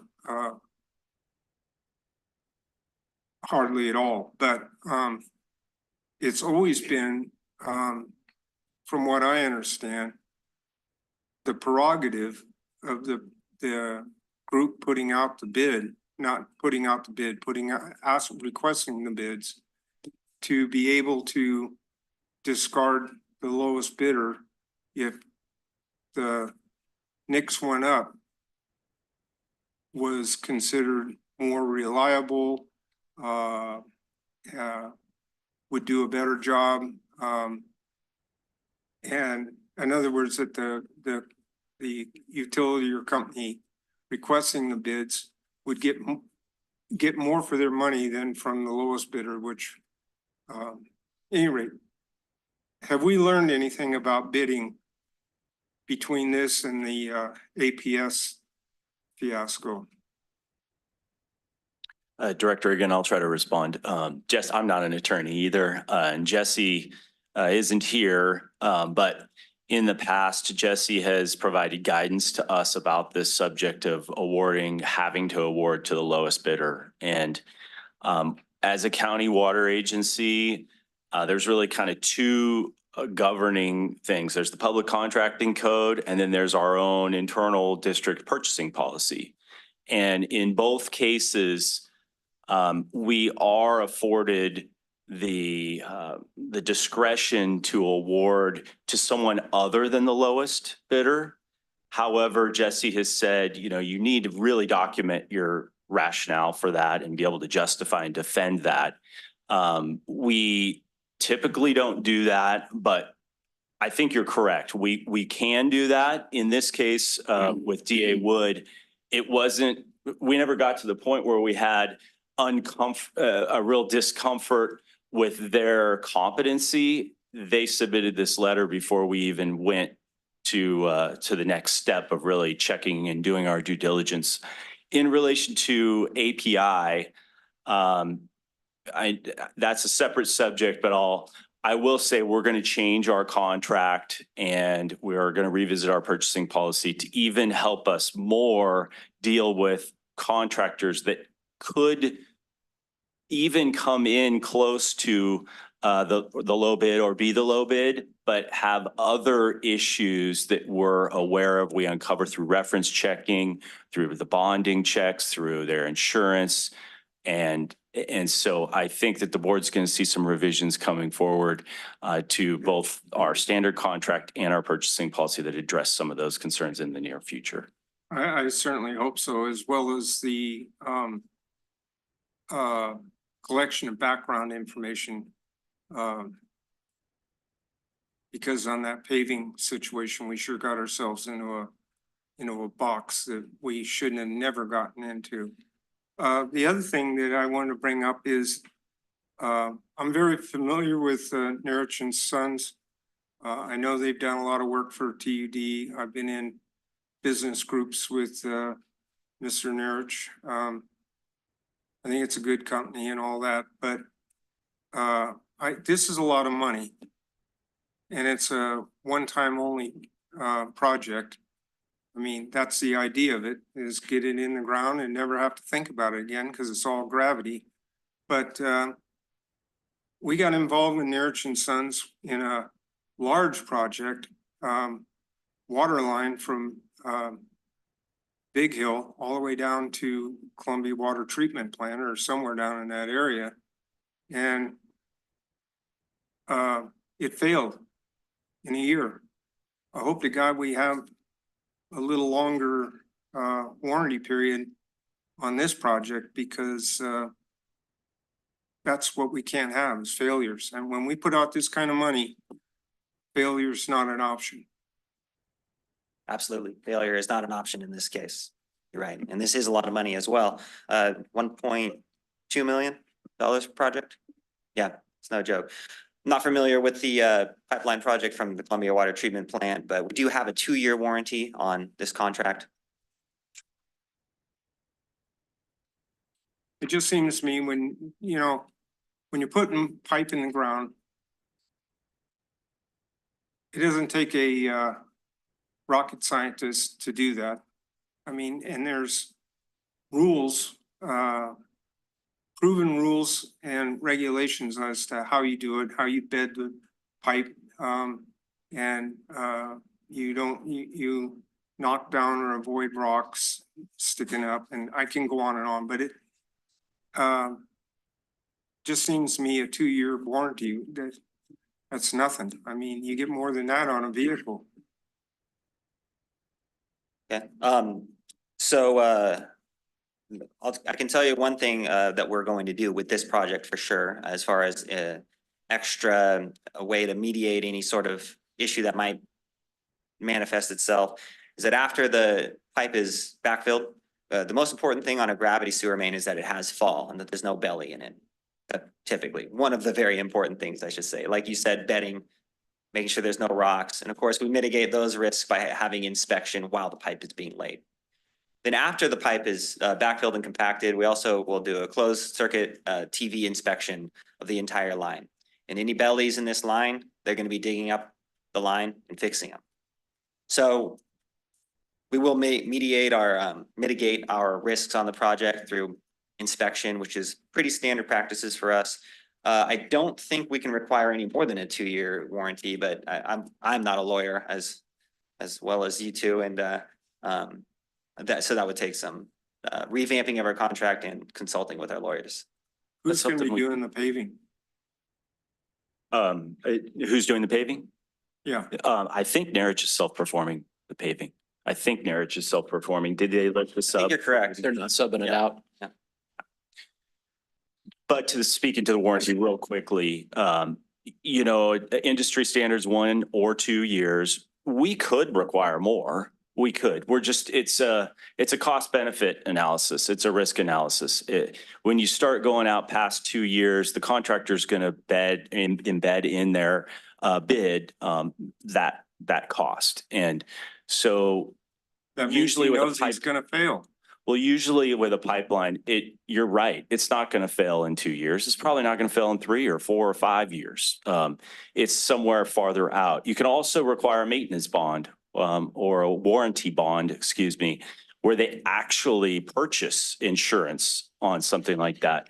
Those are things I think we really need to look at for our larger projects like Sierra Pines. For this pipeline, what you cited was kind of a one-off situation. That is not common. You're right. We did have that issue with Narich. The pipeline's given us really good service. That was one instance in one location where we had a problem with them. And it's really, quite honestly, hard to exercise warranty with a contractor. You know, when our crews get notice that there's a main line break, we can call the contractor up and say, hey, can you mobilize a crew and fix it? It's probably not going to be within the response time that we want. So what typically happens is our crews fix it and then we try to recover that cost. And the warranty would help us with that. But it is difficult because then a contractor says, hey, I could have done that repair quicker or faster or cheaper than what you're billing me for. But usually what they say and what they do are two different things.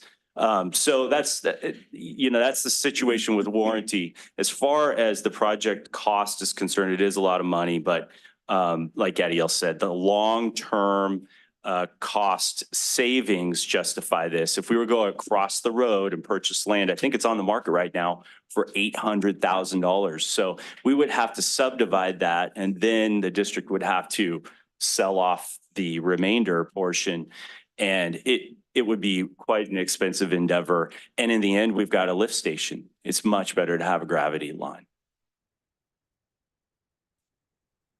Director Boatright? Gadiel, what size pipe are we installing here? 8-inch. 8-inch. And the connection point, will that totally complete, eliminate the need for the lift station? The drawing, I thought we needed to go a little bit further down the highway past the Aladdin Motel to actually get connected to the system.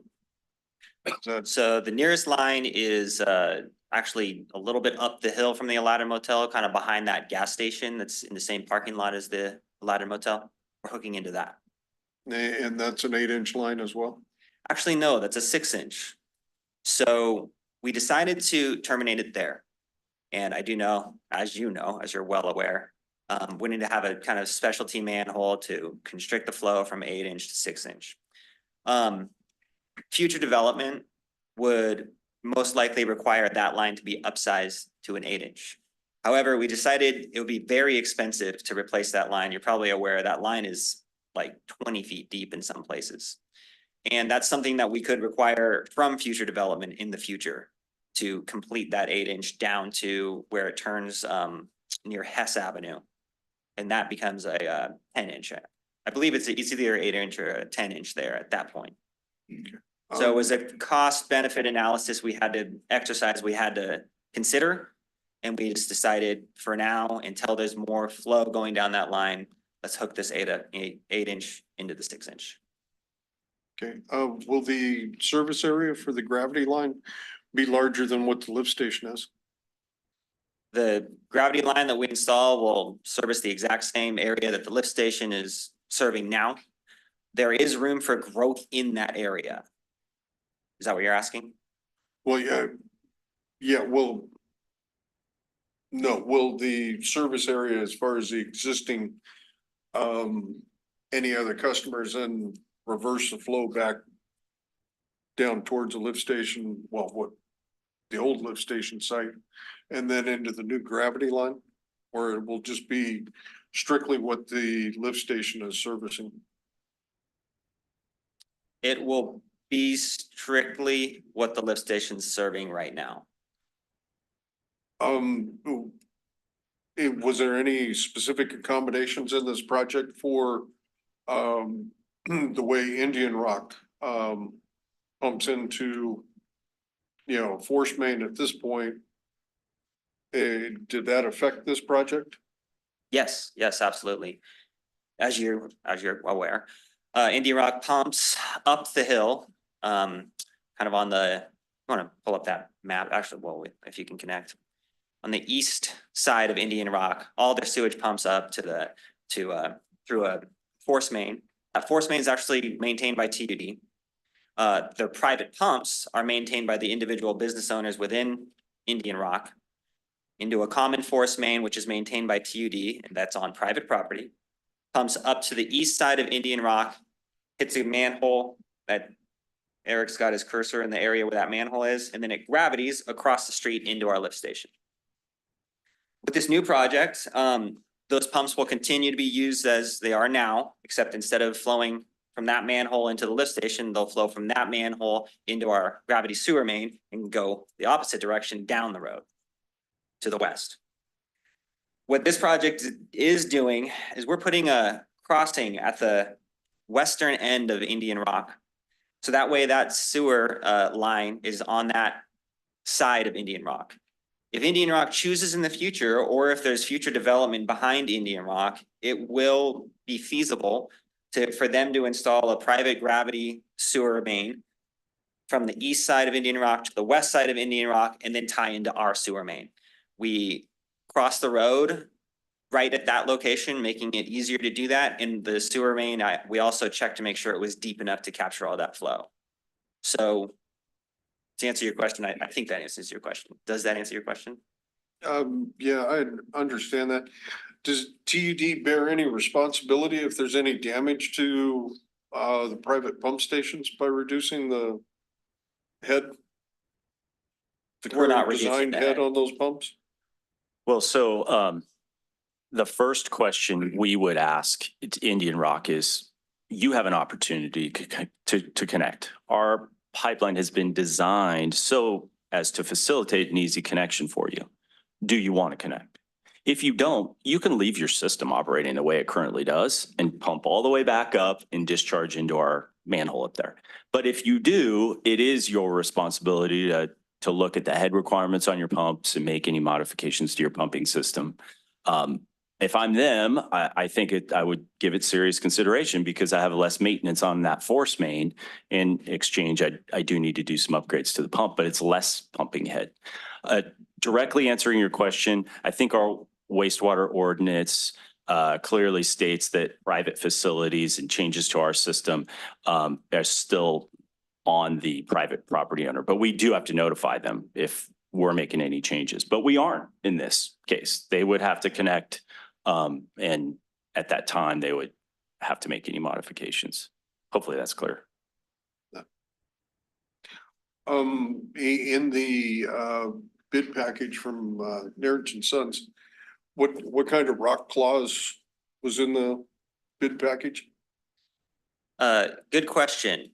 If memories, yes, we estimated how much rock we thought that they were gonna run into based on, well, actually, we got kind of lucky. PG&E did a sort of informal geotechnical investigation for us by putting in a power line on just on the other side of the street, and we could see that occur. They used a trencher to do that work. They hit rock for sure, cobbles mostly, and actually a lot of the tailings are still out there on the side of the road. Also, we have some conventional knowledge of some historical knowledge of when that cut was made. Talked to some of the old timers who actually made that cut down. It's to the west of our project, on the west side of our project.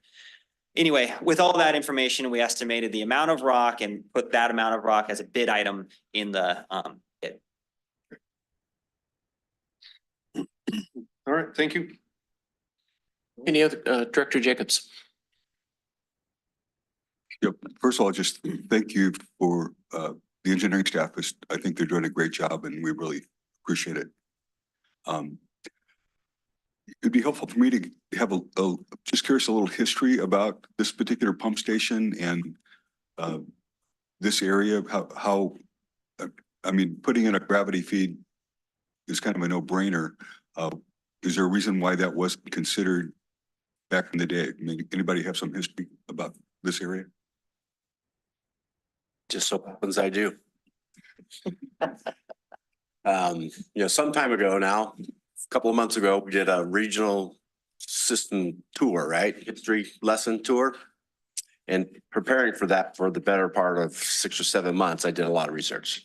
So there was actually a Mono Village sewer company before the 70s, right around the 70s, when due to certain federal and state laws, stringent laws, it forced all of the independent sewer companies to regionalize.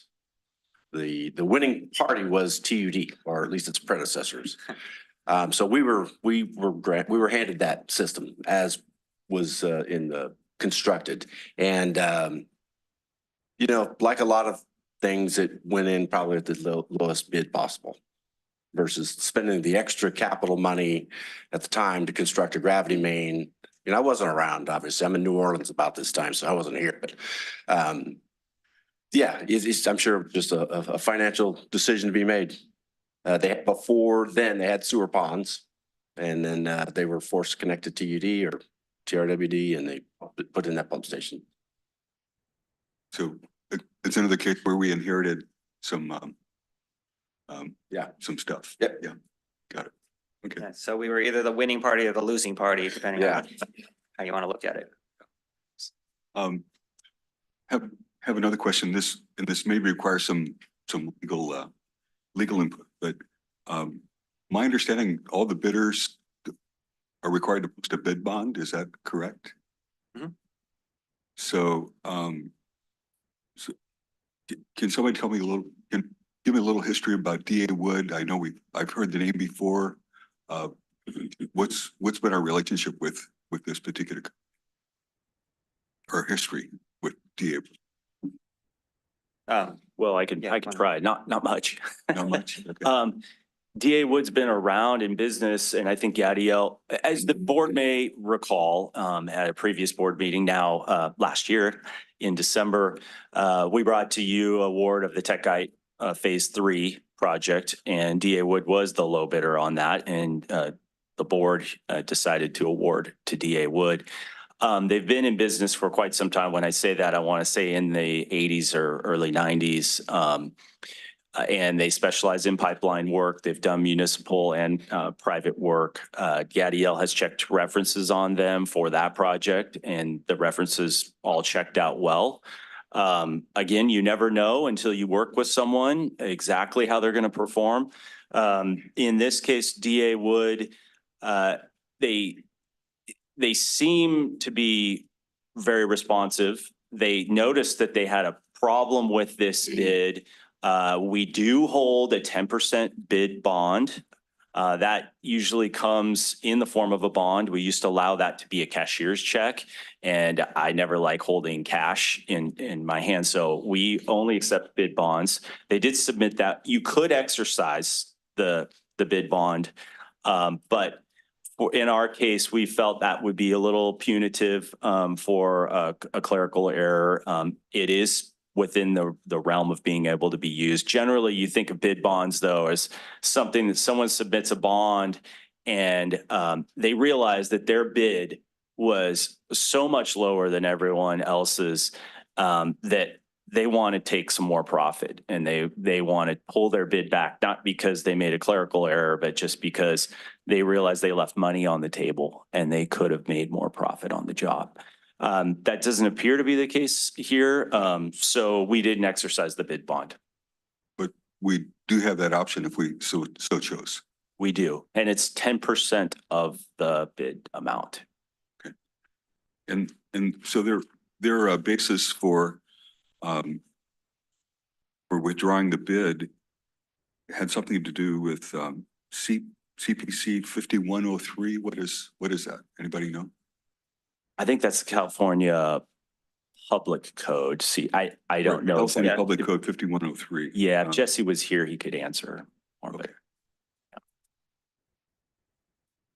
So in their letter, an estimator's letter, they were seeking relief under that code. So I was just curious what that was. And then you talked about irreparable hardship, which, I'm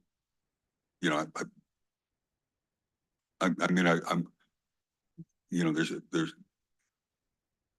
blessed are the merciful, for they shall obtain mercy. And I need all the mercy I can get. So I like to exercise it, but we still have almost $100,000 of ratepayer money that's we're paying extra to go to the next bidder, next highest bidder.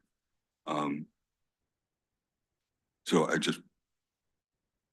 I'm just curious why they fail to, and I've done bid estimates myself before as a contractor. I've made mistakes. I've been in their shoes, but again, it's a couple $100,000 that the district basically losing because of their failure to double check their numbers. So I'm just curious of what standing they have with this code 5103. And anyway, just I have reservations. Understood. Yeah, I wish Jesse was here to respond, and I could follow up with him. But one thing to bear in mind is if we did force DA Wood or we did exercise the bid bond, let's just say that we said, no, we're going to force you. I don't think we could really force them to do the work. And if we were successful, I think we would just have, I know we would have an uphill battle with this contractor, meaning from day one, there would be change orders being sought. I know this from past experience with all contractors. So the final contract value would be something more than what their bid was. I can assure you that. Only because no plans and specs are 100% bulletproof. And there's also other issues, with rock and things. We have a rock clause, but it's, there's some subjectivity in rock. So remind me what our contract was on the project that you described, the other project that the Techite? The Techite project, yes.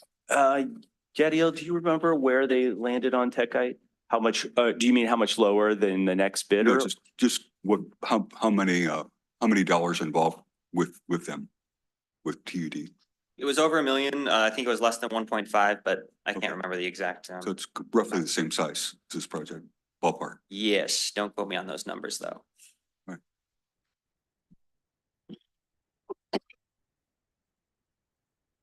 Any other questions for Gadiel? Okay. All right, any public comment on this? Seeing none here, Corey? Okay. All right, I'll bring it back to the board then. Director Reagan? I move to approve the recommended action. Like to discuss. Pardon me? I have a comment. Okay, is there a second first though before we do that? Okay, Director Japes, you got a comment? Yeah, have we considered rebidding this project? Given the irregularities and given the mistakes by the lowest two bidders?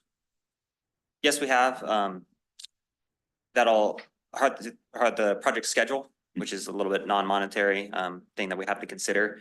We would like this project to get done, and this lift station isn't getting any better as time goes on.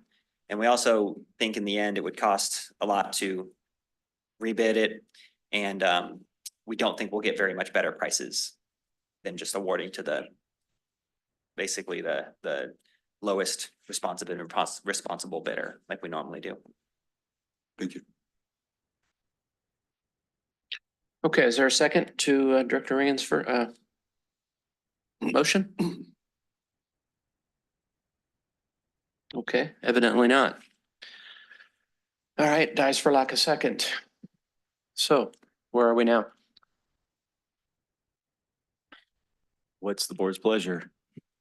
I mean, we have a project that's listed on the capital plan. We have a need that needs to be addressed. So the only path forward, if the board elects not to award this, that I can see is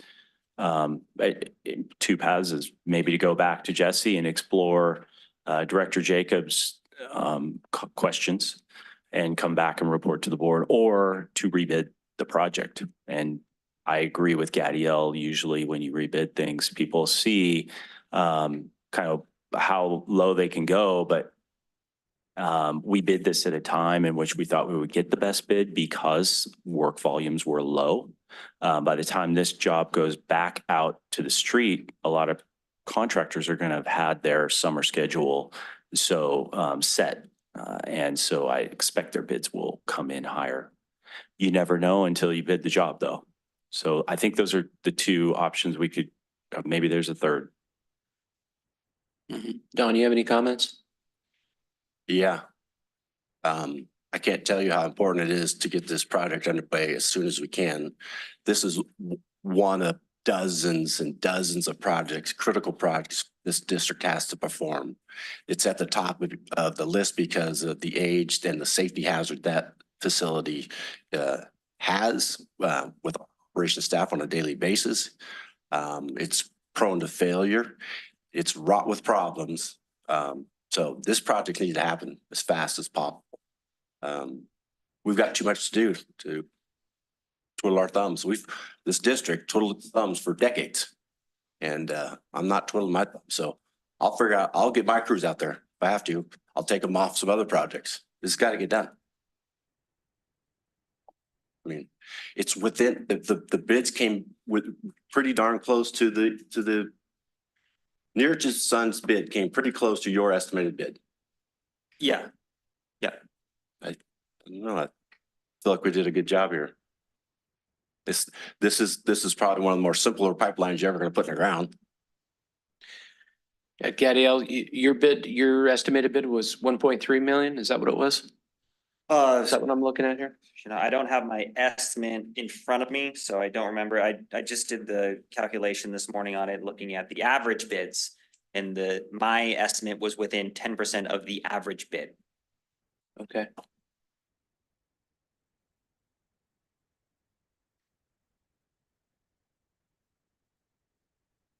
All right, well, what's the pleasure of the board? Yeah, second. Well, we need a first again because the first one died, so. Okay, I'll make it. I move to approve the recommended necessary action. Okay, and I will second it. Any other discussion? Okay, we'll move on to public comment. Any more on the web there, Corey? Okay, bring it back to the board. All those in favor? Aye. Aye. Opposed? Abstain? Director Jacobs, I didn't hear you. Did you vote aye or nay? I'll vote aye. Okay. The motion passes 3-0-1. Thank you. Okay. Next item, Melissa. Okay, item number 8, adopt resolution confirming appointment of Carolyn Higgins to the position of finance director. Okay, before I hand it over to Abby, I just want to tell the board and thank the board for their involvement in this process. It was an enjoyable process. It's a process of trust that Abby and I and the rest of the managers have. We go through this process, and I know sometimes it seems like it can take a long time and all of that nature, but there's a real reason why we go through this process. We feel like it serves this district well, and we're very fortunate and happy that we've been able to get Carolyn here. So I'm gonna let Abby take it from here. Good morning, President Kearns, member to the board, and the public that has stuck around. Thank you so much. It was a nice turnout today. Very happy about that. Yeah, I'm very, very excited to bring this item to you today. As Dawn mentioned, the process of hiring our new finance director has been extensive. Steve Sheffield gave his notice in the summer of 2023 that he was retiring. And so we started like we do with any single incumbent position. We look at the job description, we look at our current needs, we look at our future needs, and what we want to do moving forward with the position if any changes are necessary. So we did that process. We also identified that this could be a challenging position to fill, and it's very critical. So we took our time there, making sure that we were going to advertise properly and put out the widest net possible to get a good candidate for the position that we felt like would benefit our board. We were in a really good spot with Steve as finance director, and we wanted to make sure that we continued that path. And so in early September of 2023, we did enlist Wendy Brown Creative Partners to help us with the headhunting. And so we did cast a wide net. Wendy Brown and her team interviewed each of you board members, interviewed each of the executive management team, interviewed our current, at that time, Steve Sheffield, finance director, and also our finance team, direct reports of the position. So we wanted to make sure that we got a lot of different inputs into the process, what people thought we really needed in the position.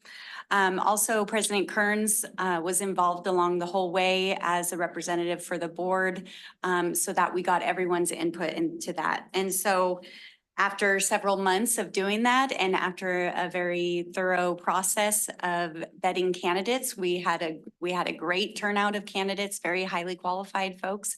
And after all of that, we ended up finding Carolyn Higgins, who is local. She comes to us from Twain Harte Community Services District. She has extensive accounting and finance experience. 18 years of progressively responsible experience and about 10 years at Twain Harte. She's worked internationally in different countries and also across the country here and then in the Valley before she came back here to Tuolumne County. And we're just ecstatic to have her. And so the item in front of you today is to confirm the appointment of finance director. That is per our personnel policy is required as one of the appointment positions. So with that, I don't know if Carolyn wants to say anything, put her on the spot.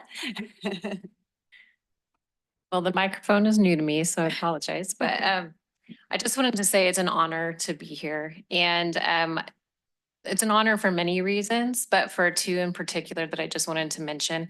One is what Abby may have alluded to, was that I was born and raised here. This is the community that raised me. And so it's an honor to be a part of something that is community-wide. And so I'm very excited about that. And secondly, I was born and raised here, but then I was gone for a long time. I was gone for about 16 years, came back when I started working at Twain Harte Community Services District. But during that time frame that I was gone, I had the opportunity to be in Africa for a brief stint of time. And during that time frame, and I would say it's an honor for me to be here because I believe in the cause. I love to work at places where I believe in the cause. And when I lived in Africa, I got firsthand knowledge, firsthand experience of what it means to not live in a society that has clean water and infrastructure that supports clean water and clean sanitation.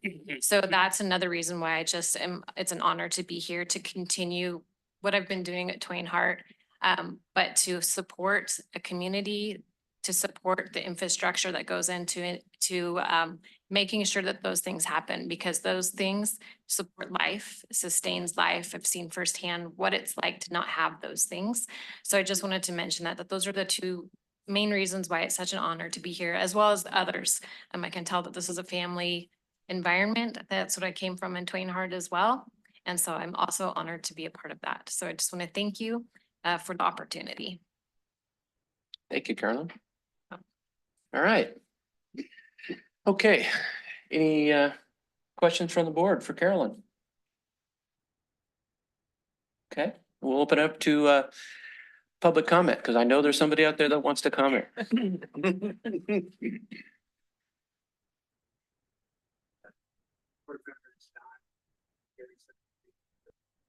think it's turned off, Gary. Is it green? Is that it? There you go. Now you got it.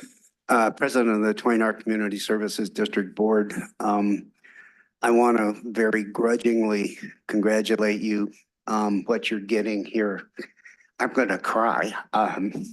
You're getting one of the smartest, most intelligent, talented people I've ever known, not to mention one of the nicest people. You're getting a real winner. I can't congratulate you enough. I hate you.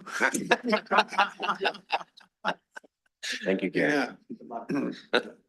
I was gonna ask a question if that was gonna cause any grudges. between the districts, but Thank you. Thank you, Gary. You know, as Abby said, I was on the committee, and we had some high caliber people apply. And it was clear in the end that for a lot of those reasons that Gary just mentioned, that's why Carolyn's here today. And so we welcome you, and thank you for applying. And we look forward to working with you for many years to come. Okay, this is a resolution, so I will entertain a motion. I move that we pass this resolution. I'll second it. Okay, do we have a number for that, Melissa? Resolution 324. Okay, great. All right, any other comment? Okay, then we'll call for the vote. All those in favor? Aye. Opposed? Passes 4-0. Welcome, Carolyn. All right. Thank you very much. Okay, staff reports. Do we have any more? I think pretty much all the staff's been. Yeah, we've been busy. It's been the holiday season. I don't have much to report. Anybody else? I have real briefly, I know it's been a long meeting. I just want the board to be aware, we have 5 different water storage tanks that are in process right now on the capital schedule. And just to give you a look out here, one, zone 4, the board approved purchase of the land. So we're moving forward with clearing the land, getting the geotech so that hopefully in the summer to fall, we can start on construction on that project. That's in Cedar Ridge. We also have 9 Sisters tank, which is a collaboration with the tribe, Tuolumne Band of Miwok, and there should be a development agreement coming to the board for consideration at the next meeting. Mono Village tanks, as you're aware, we had to take those 2 of the 3 tanks down. So Gadiel's been working on the design. I think he's about 90% on that, and then we'll be moved to release that for bid. Valley Vista Tank is a collaboration with a developer to upsize that tank, and we've received a REAP grant. Abby and her crew there, so that is something we're processing. And then we also have the Zone 4 tank, which is in construction. The contractor will return to finish that project probably in late April. So in all my years here, I can't remember a time where we had 5 tanks at various stages of design and construction. So we are definitely busy. That's good. Well, we need it. And that Mono Village, that third tank that's still standing, it will eventually go away as well too, correct? It will eventually, yes, correct. Yeah. And you're keeping that down at a lower level, much lower level to minimize any potential problems there. Correct. Yeah, great. Good job. Thank you, Eric. Abby. Just one short report. It was, I would just thank you for everyone who's still here. It's a pleasure meeting you, Gary, at Hellfire, because we're about to, as the board approved today, we're about to hit the submit button on an application this afternoon. So it's nice to have a face with a name. Thank you to Brixton for coming in from McClintock's office, and thank you, Gary. And I apologize, but I'm happy for us. But thank you so much for being here. I really appreciate that. The one thing I wanted to report, Dawn and President Kearns both got an email from Aqua JPIA about a risk assessment that was done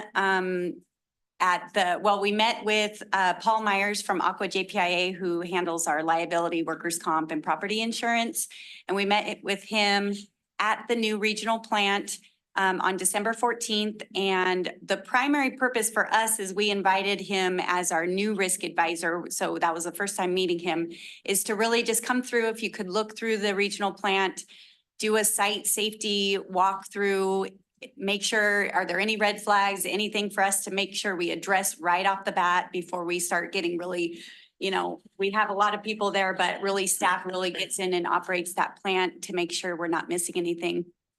But also they meet with us on a regular basis, annual basis, to go over our losses on the property liability and workers' comp side. So it was a good meeting. Dawn was there, and Eric Hall and a couple of other folks down at Regional. But ultimately, there was a long report and talked about a lot of their initiatives that they're doing water industry wide. But there was one small paragraph at the very end that said they didn't find any major issues at the regional plant. It wasn't, he walked around and saw all the facilities. We'll do this again, but I just thought I'd share with the board that at the time he was not concerned with the safety at the plant, and he thinks that we're addressing what we need to address and that we're paying close attention to make sure it's a safe workplace for our employees. Yeah. That's my report. Yeah, with my involvement with JPI, I could say that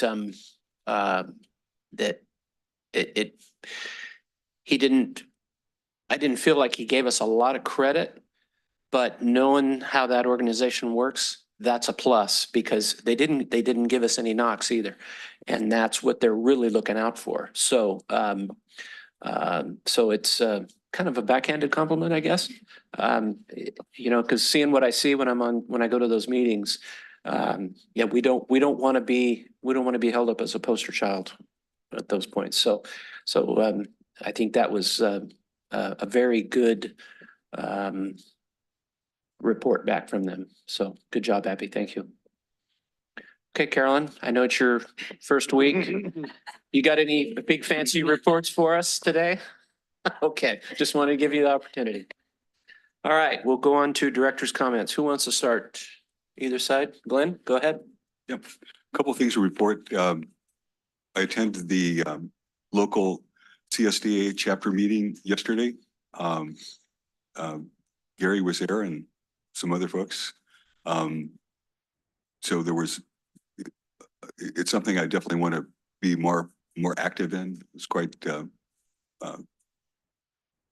We had a presentation by Dory, who was we heard from earlier today. I want to report on that. And then secondly, the LAFCO meeting. I'm excited to report that LAFCO seems to be waking up. realizing that it needs to take a more active role in our community. And so we're taking some concrete steps to facilitate that. Okay. Director Ringen. I've got a question for Director Jacobs. And I'm sorry it's coming to you now rather than when I wanted to, but unfortunately I've been absent here for a bit. On the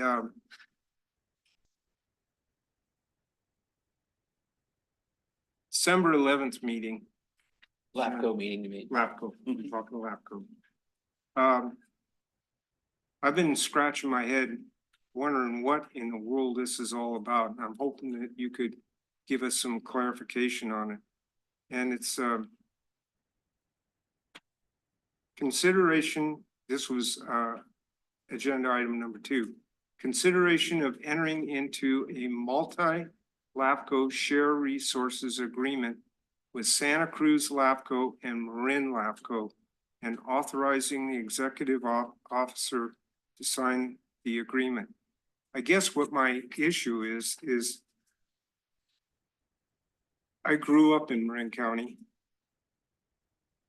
lived in the Bay Area during my younger years before I finally got smart and moved up here. And what in the world does Tuolumne County have any kind of need for anything from what was it, Santa Cruz? Yeah, Santa Cruz LAFCO and Marin LAFCO. I mean, we're talking apples and oranges here. What is the reason for that agreement? Yeah, I'd be happy to share that. We could talk more offline as far as detail, but fundamentally there are when we attended, LAFCO had a annual conference in Monterey several months ago, and during that time, Quincy Yaley from the county had a chance to get to know some of the other executive folks that are acting executive officers at other LAFCOs. So our goal in Tuolumne County is to utilize best practices from other LAFCO organizations around the state. And she felt that that was a way to allow us to get the benefit of some of the best practices. And regardless of where it's located, there's still certain things that other LAFCOs are doing that we can learn from and benefit from. Well, I could understand that, but what do we have in common with Marin County and Santa Cruz County? I mean, we're talking, like I said, apples and oranges. What can we learn from them? I mean, I don't know. I've been scratching my head ever since I saw that. Yeah. And I understand about collaboration and trying to come up with new ideas and stuff like that, but I think there's a lot of ideas in Marin County and Santa Cruz that should remain right there. We don't need them up here. I completely agree. Completely agree. All right. You have any other? No, I'm done. Okay. I can't stand anymore. Director Boatright. No reports at this time. Yeah, and I don't either. It was a long holiday season. It was great. But now it's time to get back to work. So, all right. Anybody else? Last chance. If not, we will adjourn. Thank you very much for coming today. We appreciate it. Good crowd. Thank you.